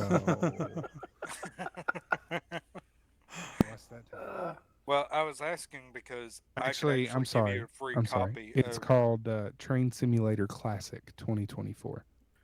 Well, I was asking because I can actually give you a copy of Railroad Tycoon. I would have to look it up and see. I'm pretty Remind me sure after the it's more show. like the old-fashioned, Tycoon games, I think. yeah, Well, where like you if it's have to like, control the whole empire of it. well, that sounds right up my alley because I've been looking for a new management style simulator. Like City Skylines was one of my Like favorites. McDonald's inside of Walmart. Oh, what Um, was that one that you played the crap out of on the Xbox? Was that Roller the Coaster Tycoon. No, where you had to build your own like paradise country. Well, that's City Skylines, I think, is what you're talking about. And the first one, I loved it. Loved that game. They put out a second one, and I like it, but even on easy mode, I somehow go bankrupt. My entire channel goes bankrupt. So I don't I think that's a know. money management thing. When it comes to the Hashtag Tycoon games, I just used to love doing the Zoo Tycoon.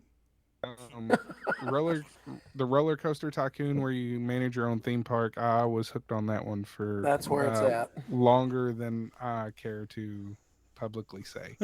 Um, may or may not still play it from time to time. Anywho, moving on. Next question. This next Moving one on comes up. from I'm gonna hmm. Oh. Is life a simulation? Not really. They're anonymous, but that's the name I gave them. Anonymous. Anonymous. Address this to everyone, and they say you're stuck inside the last game you played. How long do you survive? Not very long. It was Call of Duty. Mine Legends was for Mortuary me, Assistant. so- I'm dying within the first 5 seconds. Well, if I get to be the main character, I'm still alive, and I spared my uncle's life, even though he turned on me, and I could have chopped his head off. What were you playing? Ghost of Tsushima. Oh, okay. It gave me the option, and I chose. That's one thing I forgot to mention about that. It like periodically you have to make your own choices in the game, and so it can go different directions. So that's Oh, so pretty it cool. dictates where the game goes. Yeah. That's pretty cool. Oh, and by the way, as new games, I've not played new games, but I don't know if anybody's ever played Oblivion, but they remastered Oblivion and released it on I Game saw Pass. that. So Yeah, it I dropped saw on that. Game Pass same day that it dropped See, to buy. Moonpie, if you happen to get you a gaming computer, you can get. Manger said 2 seconds. Fortnite. If you happen to get you a gaming computer, you can get Game Pass on your gaming computer, and all these games like Call of Duty, you wouldn't have to worry about buying. I've told It's him. so amazing. How much is Game Pass? It's like $20 $10 for the Ultimate or $10 for the PC. I don't know what the difference is on what games get added The to only, which. literally, the only difference is the PC one you can only download on PC. The Ultimate you can do PC or console. That's the only difference. So if I You only get had all a the PC, it wouldn't make sense to do the unlimited or Right. ultimate. Right. Well, Right. and- You would only need and let me- PC. Well, then I need to downgrade mine. I've been paying $20 for a year for no reason. Yeah. I've been getting ripped off. Hashtag some people's kids, man. Let me just address Mediocre Mander's comment here, because she's been playing Fortnite, and Is her skills getting better? she has consistently either gotten victory royal or come in second place By hiding or every- killing? by killing like What? every game she's played for the last week. Mander's becoming a gamer. But here's the funny thing is, since our portals are garbage, and I would not recommend anybody purchase a PlayStation Portal. Just throwing that out there. And their customer service is also garbage. But since she can't play on her Portal, she's been playing on the boys' Switches, so they're reaping all the benefits. I think both of their Game Pass or their Fortnite Pass, because each month that's their kind of like instead of doing an allowance, we let them earn their pass on Fortnite, and Kind of smart thinking. and she's already unlocked all of the stuff on Josiah's. Maybe we and should do that almost for all our of the stuff kids. on Judah's. So they quit asking for V-Bucks. Just a They caveat get 1,000 here. V-Bucks that way. Just a caveat here, Moonpie. She should be able to put Fortnite on the computer that you are podcasting from and sync a controller to it Mhm. and play on it. On the MacBook? Yes. Don't tell her that. She'd be like running down there, get off that computer. She'll be down there in just a minute. No, she's not If I feeling bad hadn't today. She's started playing Call of having some- Duty last night, then my answer to this question would have been, oh, I'd be alive. Because I would have been playing League of Legends, been playing Leona, and been yelling big girl flicks. All right. So this next question, I'm gonna say I their have need of name- that laptop, she says. this, That is her laptop. It is her laptop. This next question, I'm gonna say their name is the questions that keep me up at night. Uh-oh. They address this to everyone they listen on Spotify from Tennessee. Bear with me. Oh, Tennessee, here we go. Forever hashtag hating Tennessee. Would you rather be able to sprint everywhere, but you would be flailing your arms constantly, or moonwalk slowly but dramatically everywhere for the rest of your life? Oh, that's a rough one. Yeah, that really is Because you could how moonwalk much and- would I enjoy getting out of a truck, going on a call, and then moonwalking into my house, no matter what it is. Imagine walking to code somebody and moonwalking to them. Oh, I'm coming, baby. You get up to preach and just moonwalk to the pulpit. Mander says flailing arms any day. Yeah, I'm gonna have to go with Mander on this one just because I'm too impatient to have to moonwalk everywhere. Yeah, but in the Mostly, words of because, Peyton, that would be so fly and so drip, bro. Okay, but my answer depends. Do I get music if I moonwalk? Could you yeah, imagine good getting point. up to preach a sermon and have to moonwalk across the Yeah, but- across the No, pulpit while Yeah, you're there's a preaching? With Moonpie, Yeah, anywhere you went while you were preaching, walking around the church, you would be Yeah. moonwalking. What? Hey, if I get background music every time I moonwalk, I'm just saying. If not, then I'm totally going with flailing arms because I could look like excited Kermit the Frog. And, that would help convey my point. Praise Jesus! I would probably go with flailing arms just so I would come up with something random to yell every time I done it. Something different every time. I don't know why Spaghetti that reminded noodles. me of that comedy bit. Peanut butter's the answer. Like, what was that one person that submitted a question or just take off running, flailing your arms? Squish Twinkies! Yeah, I kinda Random go with stuff, man. flailing arms just so I can run around the entire time doing Muppets quotes now. I don't know if you guys have ever watched that episode of Impractical Jokers where he's in the restaurant and they make him run around screaming for the dude named Larry. Larry! He spends Store. Larry! 10 minutes just going around, Larry! And then he just dead stops. He goes, oh, Larry's off today. Yep, exactly like that. All right. So this next question comes from Cookin' Dubs. Cooking dubs? Nice. They address this to everyone they listen from Spotify from Illinois. I And wonder they if they're say, a Fortnite player. if you had to create a horror game Oh, no. based on your most irrational fear, what No. would it No. describe? No. No. No. No one do it. No. Different question. Move on. Oompa Loompas. I'm kind of with Moonpie there. I think that would be even better. That's the thoughts that are going through my brain right now make me want to cry. Or really, just go after the whole family and make it Oompa Loompa dolls. Well, my fear is not irrational. Needles are crazy, scary. So Crazy scary. I feel like a phlebotomist simulator would just I drive quit. you insane. oh yeah, I wouldn't do it. Like everywhere he goes, there's it's either not like the- a it's not the phlebotomist or like blood. there's a tattoo person. And they're just hitting their gun. Ah! Just chasing me around. I'm just running away from No chainsaw, just tattoo guns and syringes. just and let- ordinary people with ordinary jobs, Uh, chasing me around with. As long as it wasn't something stupid like the movie Rubber and it's just a giant syringe walking and following you. Just rolling across the ground. Now, the thoughts of a game revolved around just dolls. Listen, With their I gotta flailing arms. tell I on, couldn't- on myself I real couldn't quick. flail arms. I feel like I have to moonwalk just because moon pie. I gotta tell on myself real quick. So, and I think I was running with Schizo at the time, and I went on this call. And you know those collector porcelain dolls that people do that make no sense, and if you do that, you should check yourself. We went on a call. This person was having severe respiratory distress, and somebody opens the door and they're like, "Oh, come on, they're in the living room." Or no, they were in the bedroom. But to get to that bedroom, you had to walk through the living room into a hallway. And the entire walls in that living room and hallway was nothing but, I mean, like 5 shelves stacked, running the whole wall. Nothing but those porcelain dolls. That's weird. We walked in and I stopped at that living room. Okay? Schizo walks in the living room, turns around, and is like, "What are you doing?" And I was like, "I can't do it. I can't do it." And he's like, "No, we got to go in there." I'm like, "I can't go." I literally turned around. He's like, "What are you doing? We got to get to the patient." I said, "You're going to have to go save him. I can't go."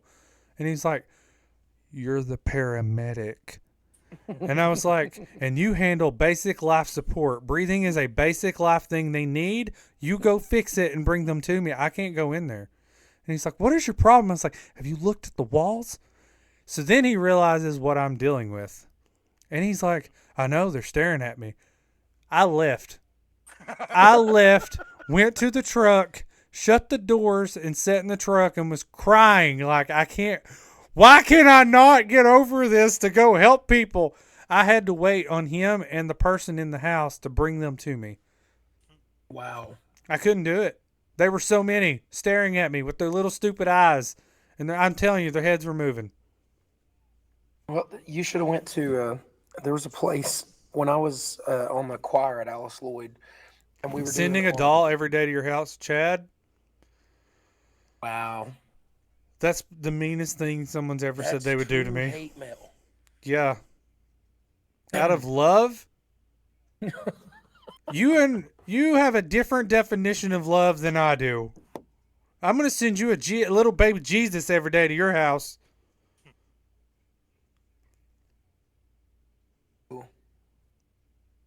I know what McMedic is getting for Christmas. Mander, you don't want to play a game with me. I won't let her do it. Tony's doll story is hilarious. Oh, do I have to tell it? Do you We all still want got it? 9 questions to get through, by the way. Go ahead and tell it real quick. While So somebody let it slip at work about my fear of dolls. And it's around Halloween time. And Tony, another paramedic, Moonpie disappeared too. Another paramedic at work had went on a transfer to Lexington and stopped at the, what do they call it? The Halloween store thing. Halloween Express. Yeah. And had bought something, and I didn't know anything about it. I was gone all day on runs, all day long. Hadn't been back to the station. And I get back, and it is like 12 o'clock at night. Climb up on my top bunk, and my pillow is moved. And I was like, that's weird. And I go to throw the pillow back to the top of the bed, and under that pillow is like this demon-possessed looking porcelain baby doll laying there. And I froze and just shut my eyes, and I was like, this is not happening. This is not happening. This is not happening. And keep in mind, he put this on my bed way earlier in the day, and I never came back to see it. So everybody in the station is like doing their own thing or asleep. And I was like, just throw it. Just throw it. Just grab it and throw it. Grab it and throw it. That's all you got to do. So with my eyes closed, and I go to grab it, and I pick it up to throw it, and the thing starts talking to me. And I chuck it, and I was like, nope, nope, nope. And it hits the floor, and it starts talking, and it's like, where you go, I go. Where you go, I follow. I literally jumped from the top bunk, cleared the whole doorway out into the where the room went out, and took off running out in the foyer, found a corner, huddled in a fetal position, and I was like, can't do it, can't do it, can't do it. By this time of me screaming and everything, everybody is like, what is going on? And Tony's like, dude, I didn't know you had that big of a fear of dolls. I wouldn't have done this. And I couldn't go back in the station. Didn't go back in the station the rest of the shift. Stayed in the truck. Would not go in there till I went back to my house. Like, it was, I can't handle the dolls, man. The dolls get me. Creepy doll at Mamaw's store? Yeah, that's what started it. Yeah. That's what has traumatized me. Yeah, I slept in the truck. It was crazy. All right, moving on. Questions. This next question comes from Goomba Stompa. Goomba Stompa. They're from Kentucky and listen on Spotify. There you go, They Mario. exist to Goomba everyone. Stompa. And they say, would you rather fight a chicken with your bare hands every time you open your car door, or fight a full-grown orangutan once a year with a sword? Does it Wait, get who a has sword? the sword? Yeah, that's my question. I'm thinking I'm it has the assuming sword. You have the sword. I would think the orangutan would have it. Well, if you have the sword, I'm doing the orangutan fight. Yeah, The orangutan has totally. it. that's an easy one. So let's look at it as if the orangutan has the sword. Chicken. Kind of got to go with chicken then. The chicken, every time you get out of a car, though, every run you open that door, you're going to find chicken. Every daggone time. I'm going to go with Not orangutan. gonna lie, I think it'd be hilarious though. Just have people follow me around recording. I'm going to go with the orangutan. You got a year to plan on how you're going to take that thing that's out. What I'm saying, like you got a year, and But you know you don't every know year you when. can train. It doesn't say when in that year. Just I once come- a year. I come from a long line of women who knew how to wring a chicken's neck, so I would be good. Hashtag Mud Creek. Mud Creek Mander. Oh. So what Yeah, do you go- I would spend my time. I'd be instant in season and out of season for when that orangutan showed up. That's what I'm saying. Like, you got time to What plan. kind of training are you gonna do to be able to know how to beat an orangutan with a sword? I'm just gonna walk around with a pack of bananas. That's all you need. You got bananas hanging off your belt even while you're preaching. Yep. And just you'd be ready to whip one out. The orangutan shows up with a sword. You'd be like, the only thing you got to cut is your banana. How Make hilarious friends with would it the be for orangutan. people at a revival if they're sitting there, they're watching you, they're getting into the service, and then an orangutan comes straight out of nowhere with a I'm not gonna lie to you. All that come to my mind was the Family Guy and the fighting chicken. Well, if you like that one, here's another one for you. Oh boy. This one comes from Wandering Ponderer. They listen from Canada on Spotify. They address this to everyone, and they say, if you could master any skill instantly, what would it be, and how would you use it to ruin Thanksgiving dinner? I got this. Sushi chef. If I could master the skills of a trained professional sushi chef, I would make the most disturbing sushi rolls for Thanksgiving. Like I would take all of the food and just I'd show up. Everything would be in roll form. Like you want turkey? Oh well, we got a turkey roll right here. Problem is, it's rolled up with what's nasty with turkey? Chocolate pie. I was just imagining like you're going to carve the turkey and it just becomes sushi. I don't know. I kind of like that idea, but instead of weird combinations, it's like the entire Thanksgiving dinner turned into sushi rolls. That's what I'm thinking. Like you just make everything sushi, but you do it all in No, weird I mean combinations. All one gigantic roll. Oh Like the entire dinner is one gigantic roll. Just one huge sushi roll across the table, and it's like the size of a tire when you go to eat it. Yeah, but it's filled with everything from your typical Thanksgiving dinner. I'm trying to think of a Mashed skill. potatoes, green bean casserole. Use mashed taters for the rice. Drizzle gravy across the top, Mander says. I don't know. That's kind of making me hungry. You gotta decorate. But it's gonna have your cranberry sauce and your pumpkin pie and everything else. And the whole thing will be wrapped I've in got it. seaweed. How would you ruin Thanksgiving dinner after you master a skill? Okay. Have you seen the hot dog eating contest skills? Could you imagine everybody sitting down for Thanksgiving dinner, like all the families together to talk, and then you're like, and it's disgusting and crap's flying everywhere, and you're like, that would be my thing. That's what I would I do. think you just described every time I eat. Would that ruin Thanksgiving dinner for you? No, probably not. Well, I tried. Napkins, what are you going to go with? I'm still thinking. Go with taco. Taco was like, I Let was me thinking, think. I wish I had said the sushi thing. all that's on his brain right now is sushi rolls. You're not I'd wrong. master sword fighting, and I'd use it to ruin Thanksgiving dinner by fighting an orangutan.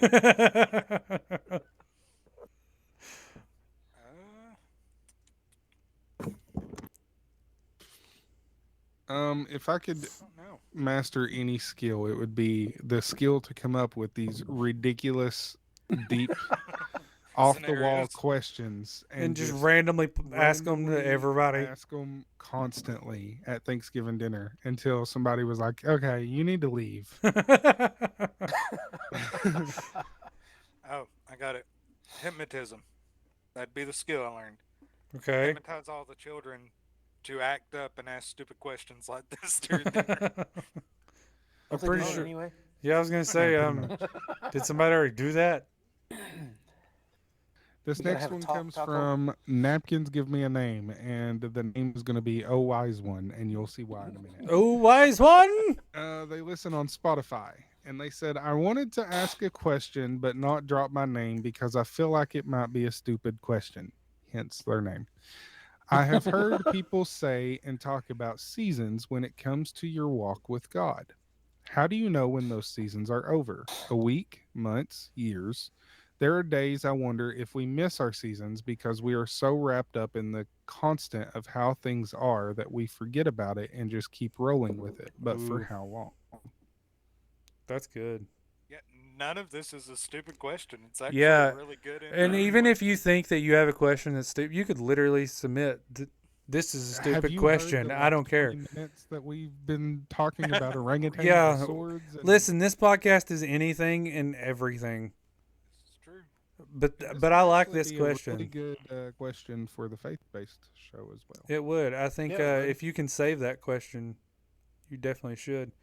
But I want to kind of throw this one off to, and not to throw me and Napkins under the bus, but I kind of feel like Moonpie and Taco are a lot more knowledgeable when it comes to things like this.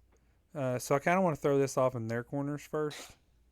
That's kind of why a lot of times with this stuff, I kind of take the back seat because by the time it comes to me, I really don't have that much more to add. But I'm really Start. this question. I really like this. This is deep. Because I want to try and do it a short answer if we're going to approach it again on the faith based show. I definitely think we will.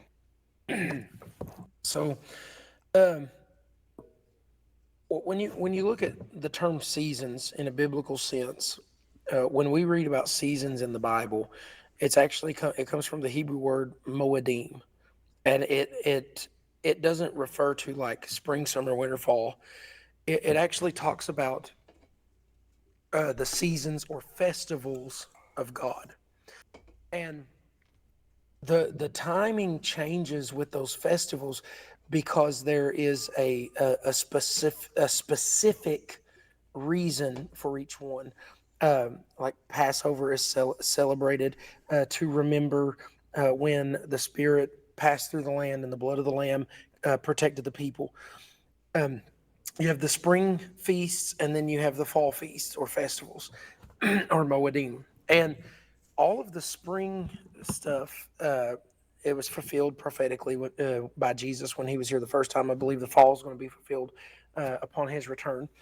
But I think in our personal lives, when we are wondering if God is changing our season, first, I think it starts with questioning. I think we begin to question in ourselves when we can kind of sense something's off. And I think that comes in part because the Holy Spirit will give us an unction. And two, I think the Lord, he speaks to us when he's changing our season. We may not audibly hear it, but I do believe he speaks to our spirit when he's changing our season. And that's like before we stepped out into full-time evangelism, and before I was even out of police work, Amanda and I both knew that like we just felt like God was getting ready to move us, and we had talked about it a couple times, and we weren't really we wasn't really pushing it because I enjoyed my job, she enjoyed her job, and we were close to family, but we had this feeling like God was going to be moving us. And it seemed like the more we prayed about it, then God would start sending confirmations that there was a change coming. And as we started to see those confirmations, we still tried to stay in the season we were in, and it got to the point where we were kind of forced. I know that might not be the best term, but it's like when you're standing in one room and God's opening a door over here, He'll push you into the hallway. Does that make sense? Yeah. Think of Jonah. Yeah, that's where I'm going to stop at, just because I do want to dive into that in the maybe that could be our first episode. Maybe second episode. I think we've Second got episode? the first one figured out. Maybe able what to did we just tie it decide in on? with the. Yeah, we might be able to. What the Bible is and Oh yeah, okay, how to never mind. study I remember that conversation. Sorry, I forgot about it. not with to my brain. make a joke of the question or anything, but it makes me think of the song "There Is a Season." It's an Yeah. older song, but it's exactly that type of thing because it's not speaking about our physical earthly seasons. It's speaking about there is a time to laugh, a time to live, a time to sing, and a time of death and everything. That's what it comes down to. You can miss a season. It is possible if you're out of the will of God. He may have a season that you're supposed to be in, and if you're ignoring His will, you can miss that season entirely. And by the time you wise up and realize what you're doing, he's got a new season prepared for you. Um, like you said, you'll feel the questioning, you'll feel that offness about it. That's whether you're willfully ignoring God with what he wants you to do in that season, or if he's trying to change you to a new season. It's just not going to sit right with you. No matter what you're trying to do, it seems like everything is off, and you need to make a change somewhere, somehow, for it to line up properly again. I really And you can like wind this up in this question. permissive will. And I think the way Napkins is doing it right now, if you do have questions for the Faith Show, when you go to the website, you need to submit it under the one that says After Dark right now. Yes. Actually, give me 2 seconds and I'll fix that. Okay. I do want to try and do like a small question area on that show for things like this, because I think this question is very deep, very important, and something I would really like for us to dive into, because I think there's also different aspects to look into it of how you can miss your seasons of Yeah. your I do think you're right in the question of, I think people get so wrapped up in the constant on how things are because you're in that season, you're used to it, you just roll with it, and I think a lot of times when your season's changing, things are changing around you. I think, like, for example, if you're doing something and that's what God's called you to do, and then all of a sudden everything starts just not lining up. Things aren't working out the way they need to, and you have things just falling apart constantly, and things that might be God saying, okay, it's time, things are going to change now. And I think a lot of the times people miss those seasons changing is because they don't want to accept it, because they are used to being in that constant. And so I love this question. I really do. And I think this is something we definitely need to try and dive into on the faith-based show, especially where you two can kind of dive into the scriptures and things with it too. Yeah, I would even like to talk about seasons of partiality, where you're kind of half in a season where you need to be and half in the old season, like being in Yeah, that in the transition. permissive. This is what I'm talking permissive about with will of these two. God. They throw out words I don't even know exist. So, and that's one thing I'm really excited for the faith-based show, is because I want to go into it. Like I said earlier, I want to go in. I don't know anything, and I'm going to be a sponge and soak up from everybody in it, because I grow that way. Some people are like, you know how they say, like, I'm a hands-on learner and things. I grow that way, so I want to be able to soak up all of the knowledge. So if we didn't answer that question the best on this show, as of right now, the 6th, right? Yeah. Yes. On the Swirl 6th voice. will be the first episode of Beyond the Brokenness, which will be a strictly faith-based show, Bible study type deal. So we will definitely dive into that question there, if you can catch that episode to try and hear more of a detailed answer. Which, while we're mentioning that, when it comes to questions on it, if they're questions that we're able to answer quickly, we will. If they're questions that require a bit more of an explanation, we'll probably notify you, hey, we'll approach this next episode or the episode after or something, where we can actually devote the time to it that it deserves. Yeah, give it time. I agree. Deep voice.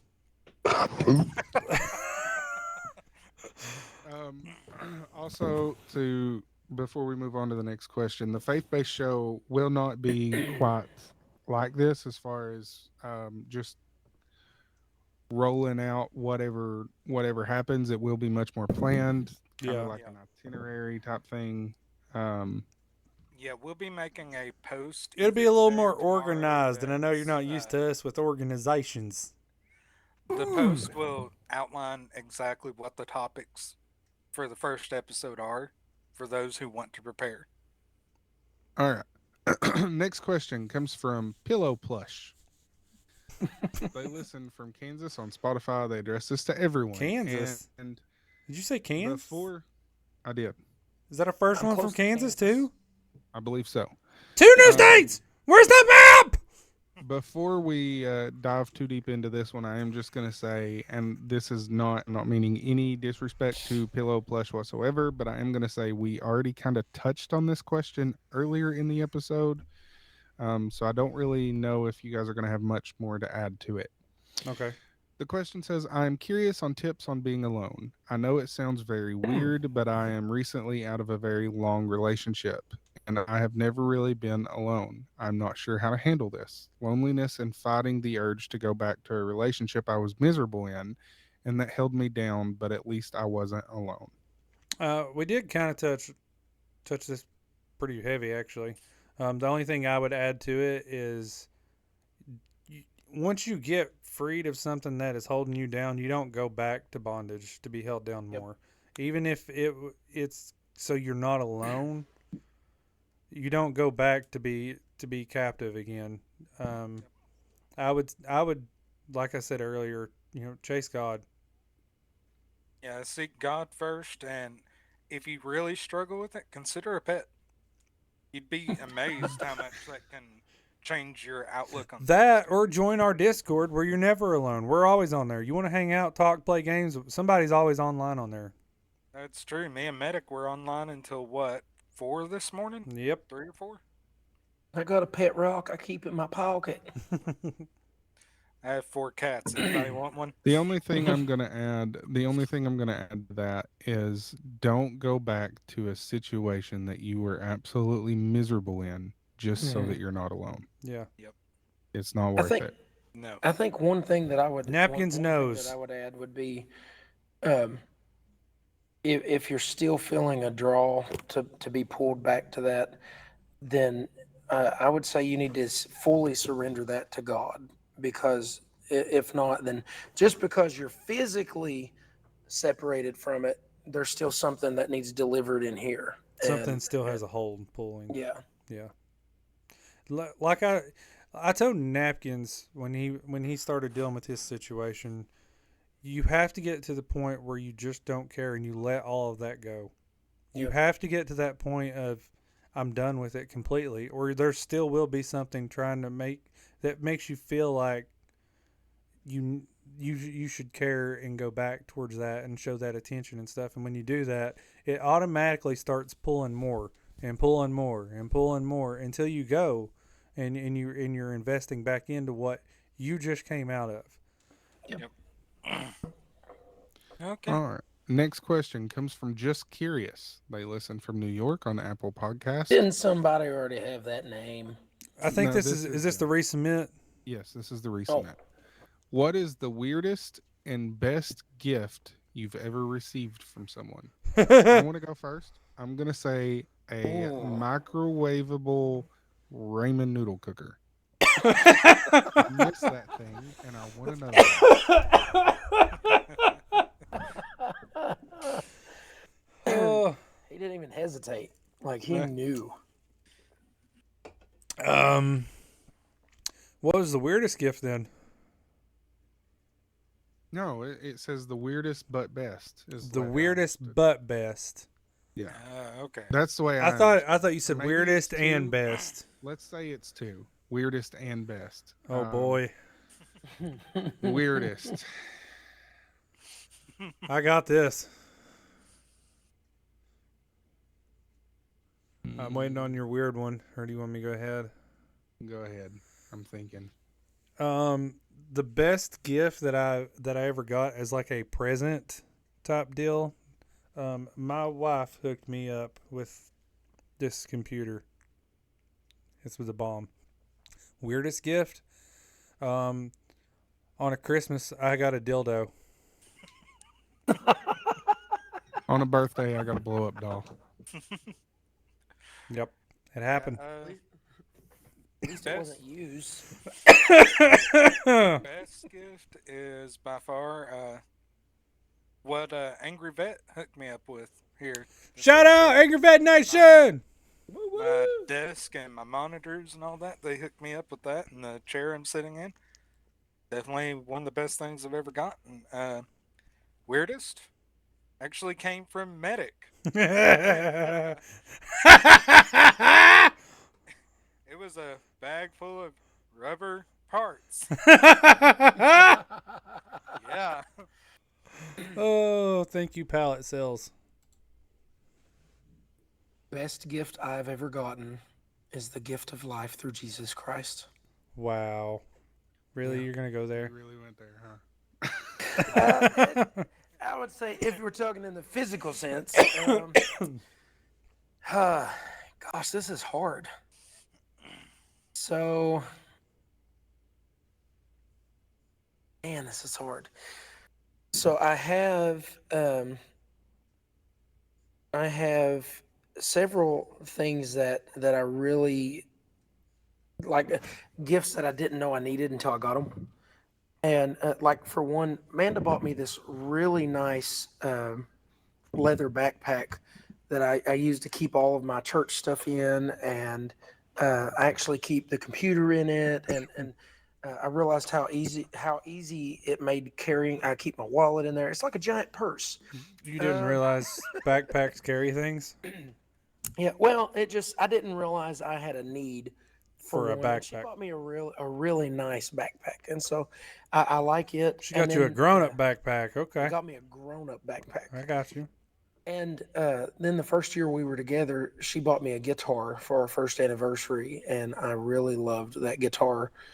And then I would say it's a toss-up between that and the guitar. And then last year for Christmas, actually, Medic gave me a gift for Christmas that it meant a lot to me. It was our mom's Bible case, and it had a very touching letter in it. Had me in my feels.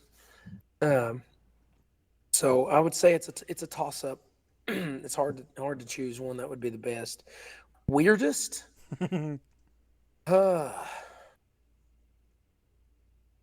Weirdest would probably be, I don't know. This is tough. What is something weird that I've gotten? Edible underpants. That one was weird. I ate those. No, I'm just kidding. Mander says I'm clearly the best gift he received other than Jesus. He just forgot to mention that. We said we weren't doing stuff like that. They said I had to pick an actual gift. Hello? Oh, so you're saying she's not a gift? Wow. No, you said I had to pick an. No, quit trying to stir the pot. Excuses!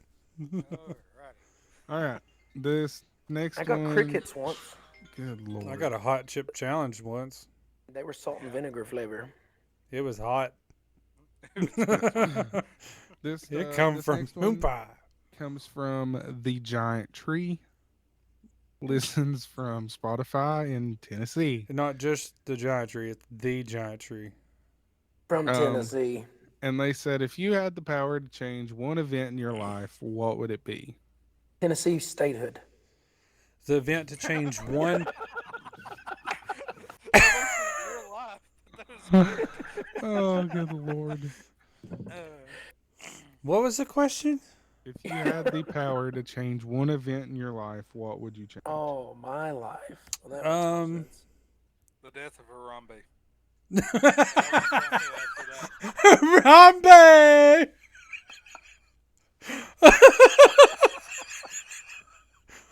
Am I wrong? That's a pretty good answer, but I was going to say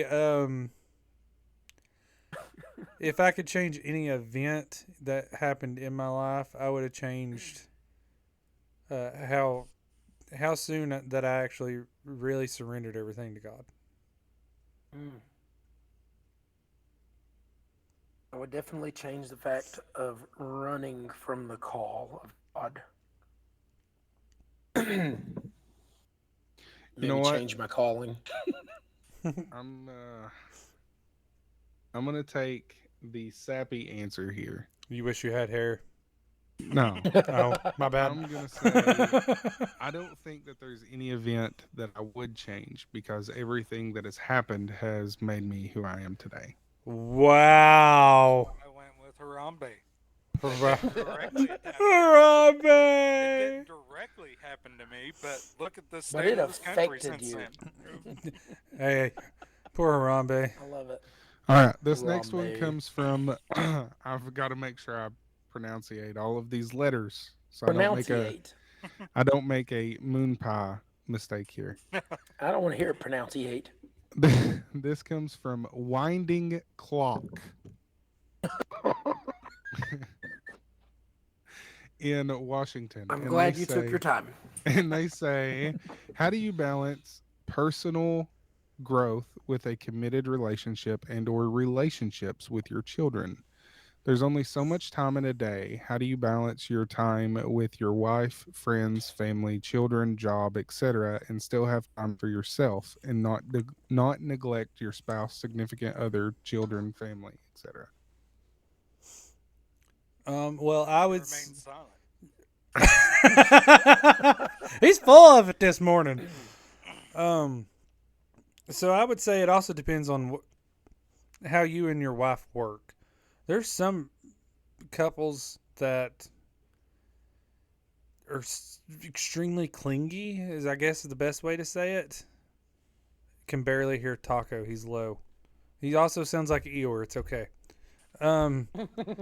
But see, like me and my wife are different. I guess the way I view it. We make sure that our kids are taken care of. We make sure to always spend time with our kids. We're constantly, especially this season, when baseball season, softball season hits, you're constantly going everywhere with them. But me and my wife don't have to be like clung to each other 24/7. She does her thing, I do my thing, but we still make time to talk to each other, you know, in the mornings or at night and things. She'll get on in game, even if I'm not on that game. Sometimes she'll hop in Discord and just talk the whole time with me while I'm in here editing videos or something. I think it just you have to find a balance on how you and your significant other work or whatever. I think me and Mander, we're kind of on the opposite end of that. You know, we're Explains so much about you two mediocres. Literally together 24/7. But it honestly it helps. It kind of helps going back to the how do you cope with being away from family and stuff. And I'm thankful I've got her with me all the time, and our kids are with us, and so that it really does help being on the road, having her to lean on and talk to. And it makes it difficult trying to have adult conversations because no matter where we go, here's Josiah popping his head up like, hey, what are you talking about? And he's at that age he thinks he has to have something to say about everything. So, Yeah. So he's your mini me. Would you hush? Sometimes That's like me and the wife.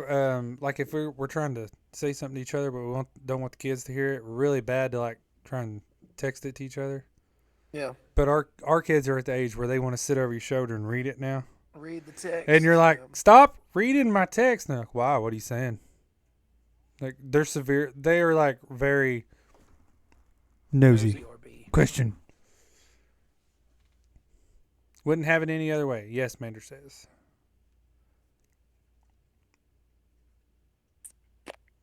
Napkins? Well, I don't really have a spouse or significant other, but the best thing in the world is school. That's when I get my me time. Right. I never, like, when the kids started school, immediately, and there's still some days I'm like, because I don't want to get up early and take them. However, I've come to the realization of that's quiet time. You know what I mean? Like, yeah, I get what you're saying. All right. These next two questions, the last two questions, are for Mediocre Moonpie.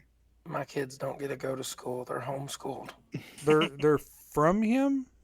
No, they're for him. Oh, I I thought you said they're submitted 'em. from him. I was like, To myself. he did say he started one earlier. The first one comes from Needing Advice in Tennessee. Bruh, Tennessee, listen. There's all kinds of help that you need.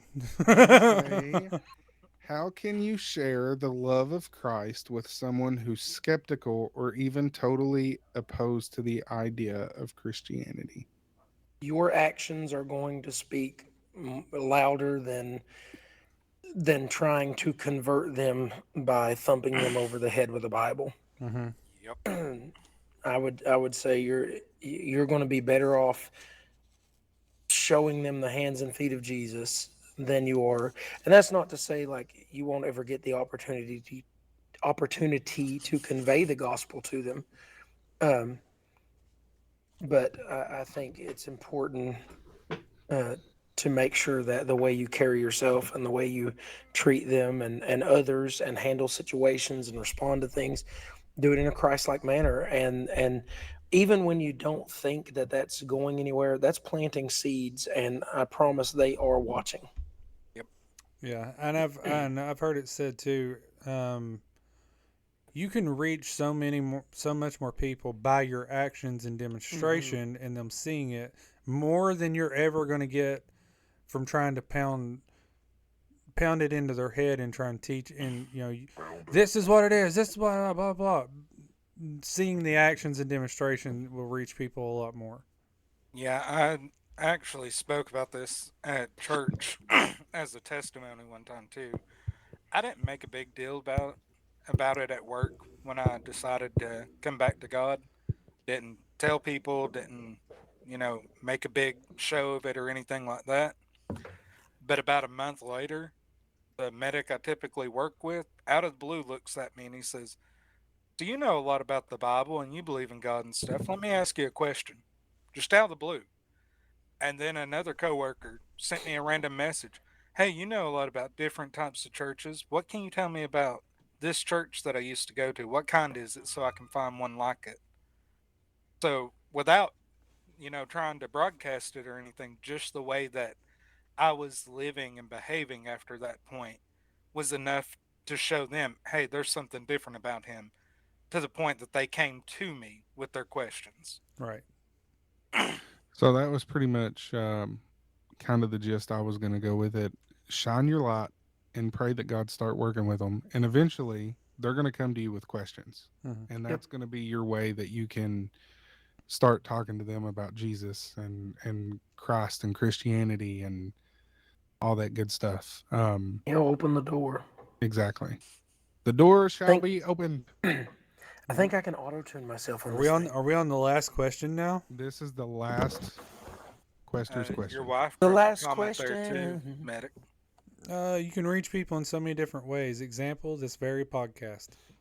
Holy Speaking dab. of, one of the things that I used to do whenever I worked in the ER, because they didn't really have a problem with it because it was the ER, but you can't really do it now. But I used to keep my phone in my shirt pocket on my scrubs and would play Christian music kind of at a low volume and just let it play all throughout the night. And that's just, I like that. You know what I do now? Like if I'm going to the gas station, when I get out, I'll turn my music up extremely loud. And I don't care what song it is really, because every song that is on my Apple Music now, Apple phones, is all Christian. So it's either like Lecrae thumping or Brandon Lake singing or We the Kingdom something, and I crank it up and leave my door wide open. Crank it. all right. This last question comes from Tate in Tate, Canada. Canada, Listens on Spotify and addresses this to Mediocre Moonpie. Hello. moon pie. And I'm Tate here. says, I have listened to all of your episodes. You guys are great. I Thank was you, just Tate. curious if we can get a little get to know Moonpie moment. I know he has been on the show and some about his ministry, but we have come to know you guys pretty well, but we don't know a lot on the Moonpie history. I like long walks on the beach.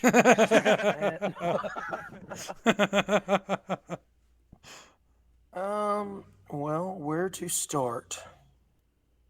I remember It was a December there was a night. bright light, and this man in white pulling me out of a cavern. So you said you like long walks on the beach, and Maynard's like, no, you don't. Let's be real. I really don't. Actually, I'm more of a hangout in a secluded cabin in the mountains kind of guy than I am the beach. I like the beach if I don't have to do anything and just get to sit in the sand. So I don't really know where to start. Just kind of my backstory. What am I sharing? I'm confused. Just a little about yourself. Like what you feel like sharing. Yeah, like You don't have to like dox yourself. Just give some information about you. I was a police officer for about 5 years. Got hurt.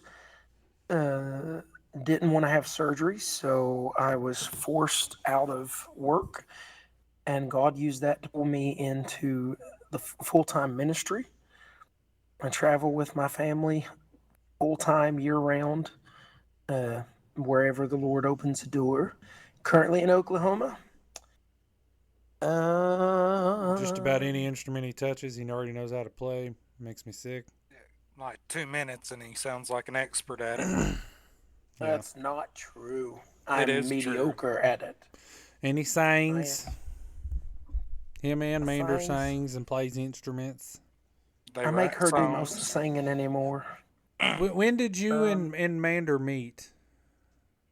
Let's see. We actually met a long time before we ever really became friends or anything. I don't want She to be her wasn't friend. laughing at me. We met at Tell the whole Garrett- story. the Oh. whole story. We met at Garrett Church of God at a youth event, and we had actually met. It was after. So a lot of people don't know this because I don't share it a whole lot. But I was married for like 3 months back in my early 20s. I was very naive and found out the whole thing was a sham. Found out that when I found out she was sleeping with every man in the tri-state area. But so I took a whole year, and I told the Lord, I don't want to get back in because I'd felt like I'd pulled away from God and stuff at that time too. And I told the Lord, I don't want to get back to that state. I'm just going to focus on you. And almost a year to that day, I walked in Zion Church, and I'd never seen Amanda up there, but when I walked in, she was there with her mom, and she got up and sang a song, and I was just captivated. And Oh. I started chasing after her after that because I knew, like, as soon as I seen her, I was like, that's the one. I have waited, I have prayed, I just know. And then, so we became friends, and I rode down with our cousin Seth to see her at Lexington. She was going to college at UK, and she told me, I made a joke, you know how we do. We make a joke to kind of test the water. And I said, Amanda, and I've always called her Manda. I don't know why. I just For leave the some A reason, off. Napkins, your camera's all jacked up. You look like a blurry George Washington. He kind of does. Go on with your story. So I told her, I said, Manda, if it's ever going to work between us, you've got to start being nicer to me. And she said, and I quote, Josh, we'll always be friends. And we my can heart see was crushed. she's obviously never been nicer to you. Yeah, well, my heart was crushed because she just friend zoned me. And so I got mad and I went home. And we were still, she'd call me every now and then and we'd talk. And I remember one night I was working at the radio station, and because that's what I did before I became a police officer. This is your Q95 satellite weather forecast. And she was sitting up studying because she had waited until the night before to study for her final exam. And she said, I would love to have some donuts. So I get off work. It's like 1 in the morning, and I drive straight to Lexington, Kentucky. I go and find 24-hour donut shop. Show up at her apartment door. I'm on the phone with her. She has no idea that I'm even in Lexington. And I show up at her door and I start beating on the door, and she's like, "Oh my gosh, don't hang up. Somebody's here." She opens the door, and here I stand with this box of donuts, and she's like, "What are you doing here?" And I'm like, "Here's some donuts," and takes them. And I said, "All right, I got to go," because I had to be at work at another job at 8 o'clock that next morning. And so she grabs the box of donuts. I turn around, I leave. And then on that Valentine's Day, I had went and ordered her favorite flower, a bouquet of them, to be delivered to her apartment with a note that was confessing my feelings for her. And they So delivered the flowers romantic. to the wrong apartment. The girl kept the note. No. Would not give it to Amanda and Brandon. You guys remember Brandon Yeah. Patrick? He was down there trying to help convince this girl to give the flowers and note back to Amanda, and she wouldn't do it. So What was her the problem? Like, why? I have loneliness, I guess. And so I call the flower shop, and I'm ready to raise some cane. I'm like, "Listen, my love life is on the line." So they show up, and they bring this rinky-dinky little glass square. You mean with a two- mediocre one? Yeah, it was so mediocre. It had 2 little flowers sticking out of it, and I had paid for this big, beautiful bouquet of stargazer lilies, and they show up with two stargazer lilies and a bunch of baby's breath, and I'm like, "This ain't even right. It ain't right." And so Amanda found out how I really felt, and she never really told me how she felt for a little while. And then one day, we were watching a movie, and she just turned and looked at me and just planted a kiss on me, and we kept it a secret for like a month that we were even dating. I don't know why, but we did. So, anywho, that was it. That was the gist of it. That sounds like it's very fitting for you for some reason. Yeah. Like the wrong apartment, some random girl just refusing to do it. Some I can random imagine just Brandon refusing. like, "Please, just give them to her." Oh yeah. So he's like knocking on the door, and he said, "You can keep the flowers. We know you're lonely. Just give us." Oh yeah. So Zach, our cousin, Yeah. was the one that he knew that I had a crush on Amanda. So he decides he's going to play matchmaker. Yeah, sounds And, about right. I'm super nervous, and I'm standing there. I'm talking to Red and Ashley at the time, and he brings Amanda up, and I'm like, I don't even want to turn around. I awkwardly sweat even when it's not hot. And so here after church, I'm covered in sweat, and I'm standing here, and I don't want to turn around. And he's like, "I want to introduce you to my cousin Josh." And I do the like awkward Christian side hug. and then she looks at Zach and she goes, "Ain't gonna happen," and turns around and walks off. No.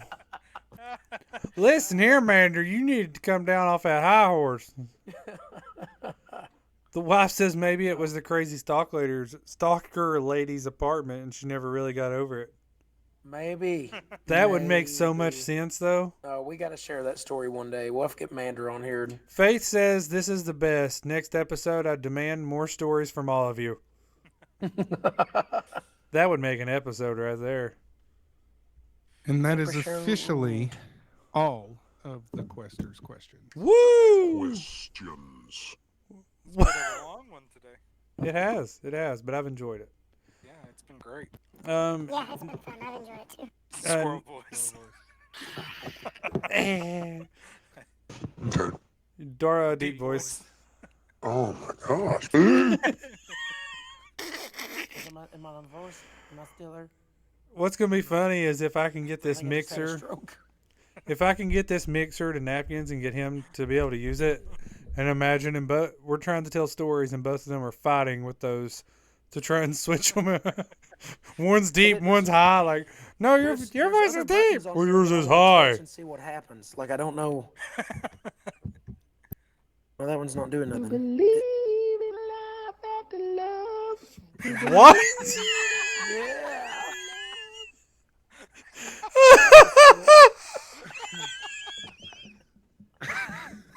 was, was, was, was that a recording of you with the squirrel voice on singing? I don't even know how that got there. I've never done any of that, I promise. Believe in life after love. Without Oh, wow. Oh. Now I'm kind of afraid to press the red button. I don't know what else is on here. I just think it's funny, like everybody paused until it quit playing and then started laughing. Like everybody the was only one that's like preset. everybody was in shock, like, is this really happening? So does it sound like I'm on literally brought auto me to tears. tune? What? Am I auto tuned? A little bit. Auto tuned. Yes. Yeah. Do you believe in life after love? Oh. Napkins, you want to go ahead and throw plugs out real quick? Yes. Visit beyondthequest.com. You can join our Discord. You can hit the contact us button and submit questions for both this show as well as Beyond the Brokenness that will be Woot, woot. making its premiere on May 6th. Have we decided on a time? Thought we decided on 10. So we will be recording live at 10 a.m. starting on May 6th. We will be shooting as of right now for every other Tuesday. Yes. How embarrassing. He's having fun. You can submit your questions on there. You can join the Discord on there. Visit davis-ministries.com and check out the Moon Pies. Or you can The Mediocres.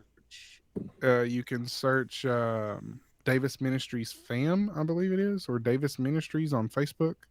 Yeah, if you go, it's facebook.com/Davis Ministries fam, or if you just search Davis Ministries and you see our little logo.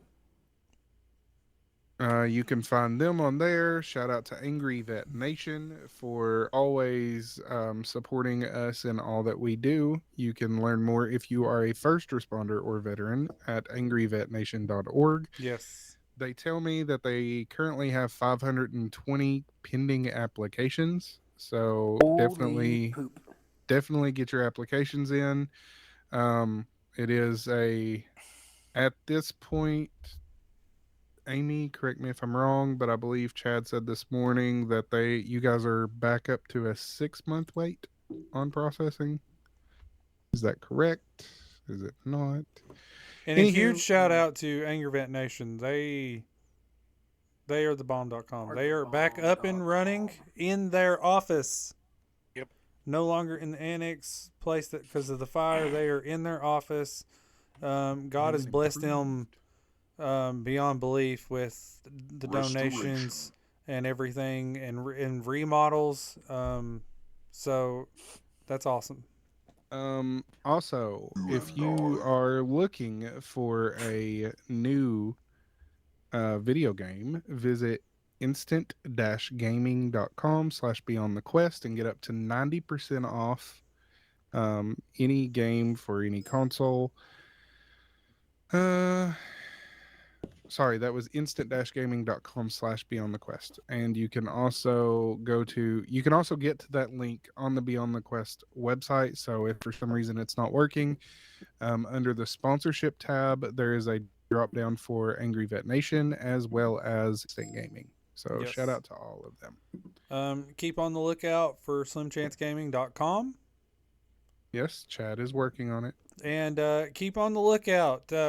We are getting very close. We got to get some mock-ups and stuff uploaded and stuff. And frontlinefaithwear.com. You can get some merch. So excited for all that. Taco, any last things on the brain? If they want to hear Moonpie's Timu Christmas, they've got to check out my streams so we can Yes. get me to affiliate. Yes. We're that is the next goal, to get Moonpie to sing another song. We are trying to get Taco to affiliate. He has to get his average viewers up to 3. Yep. He's at like 1.7 right now, I think. 1.76 right now. So if anybody sees Taco go live, please pull it up. Even if you don't want to sit and watch it, just make sure it's not muted. Leave it pulled up. We appreciate it. Yeah. Taco, taco, taco, Chad says. I don't know why I said it that way. You know, Chad, there's a lot of people that I watch on Twitch that anytime that I hop on their stream, that's exactly what they say to me. Taco, taco, taco, taco. I was getting ready to ask Moonpie if he has anything else on the brain, but I feel like he's going to play. I was going to say he's going to play his song. I know you so well. We're brainwaving today. Oh, yeah, we are. Great minds think alike, and so do ours. Any last things on your brain, Moonpie? I'm a little embarrassed. I didn't know that recording was on there, but hey. Mander says, I love moon pie. And I love Mander. And we're mediocre. Napkins, any last things on your brain, sir? Tales of a mediocre love story. I don't think so. You don't think so. I wish the scam callers would quit calling me. That's the last thing Mander on my- says we are exceptionally mediocre. Nice. I just want to thank everybody for joining the podcast. This is like one of the biggest highlights of my week. I absolutely love doing this, and I didn't even know what a podcast was when we started this. Your wife's ready to cook. Yeah. She's going to Let go her play cook, Call bro. of Duty. Yeah. I don't think she knows what that means, but it's okay. Like I said, this is like one of the highlights of my week. I love doing this. Just getting on here, hanging out, chit-chatting, answering any type of questions. Even if you think you have a stupid question, submit it. We love it. You got hate mail? Submit it. We love it. We don't care. Hashtag Tennessee. So don't forget, the faith-based show will start next week. Yep. Not this Tuesday week. at 10 Next a.m. week. Eastern time. There will still be Beyond the Quest on Monday. Yes. Yes, So- every Monday, but the faith-based Beyond the Brokenness will be every other Tuesday. As of right now, we're going to go that way and see how it goes. If I don't know how Moonpie's scheduling is going to end up working out, so that show sadly may have to drop to like once a month if we have to, depending on his traveling situations. But So generally, I can, if I know ahead of time, I can try to plan around it. It's just the biggest issue is when we're traveling. The biggest issue is connectivity, right, and you never know when you're going to be attacked by an orangutan with a sword. that's true. So it will be every other Tuesday starting next week. I'm excited for that. If you have questions, submit it, of course. Oh, I did have a couple emails I wanted to touch on. For everybody that is asked, Beyond the Quest After Dark is officially ended. Yes. That was due to some administrative things behind the scenes, Yes. but that show is officially ended. We will no longer be making any new episodes of Beyond the Quest After Dark. Sadly. Hashtag sad day. If there were any questions that were geared towards that show, if Napkins can still hang on to them, I don't know how all that works. I will see if I can. Been purged. I was gonna say I can see if I can get a hold of the other members if they want to be on Beyond the Quest to try and answer them. But other than that, there was just a lot of communication issues and stuff happening, so that show did have to kind of end. But it has opened up more opportunities that I'm excited for. So, anything else, fellers, for wrap it up? Don't think Jeans blossom. Nice. If you see Taco streaming, make sure you pull it up, get him affiliate, so we can get some Temu Christmas song happening up in here. Emu Christmas. Till next time, we love y'all. Jesus loves you more. Bye. Bye. Bye. To the game's last stand, we're chasing truth with controller in hand. Faith, adventure, stories untold. First responder, hearts brave and bold. Beyond the quest, where the journeys meet, from the fires of life to the gaming heat. Slim Chop's crew, come join the ride, with McMedic, Napkins, and Taco as your guide.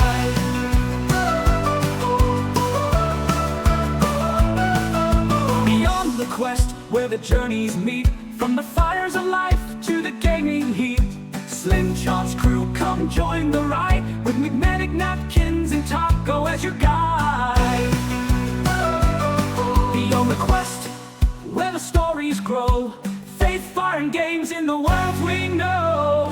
Adventure calls, the table is set, let's take the leap, our best quest yet.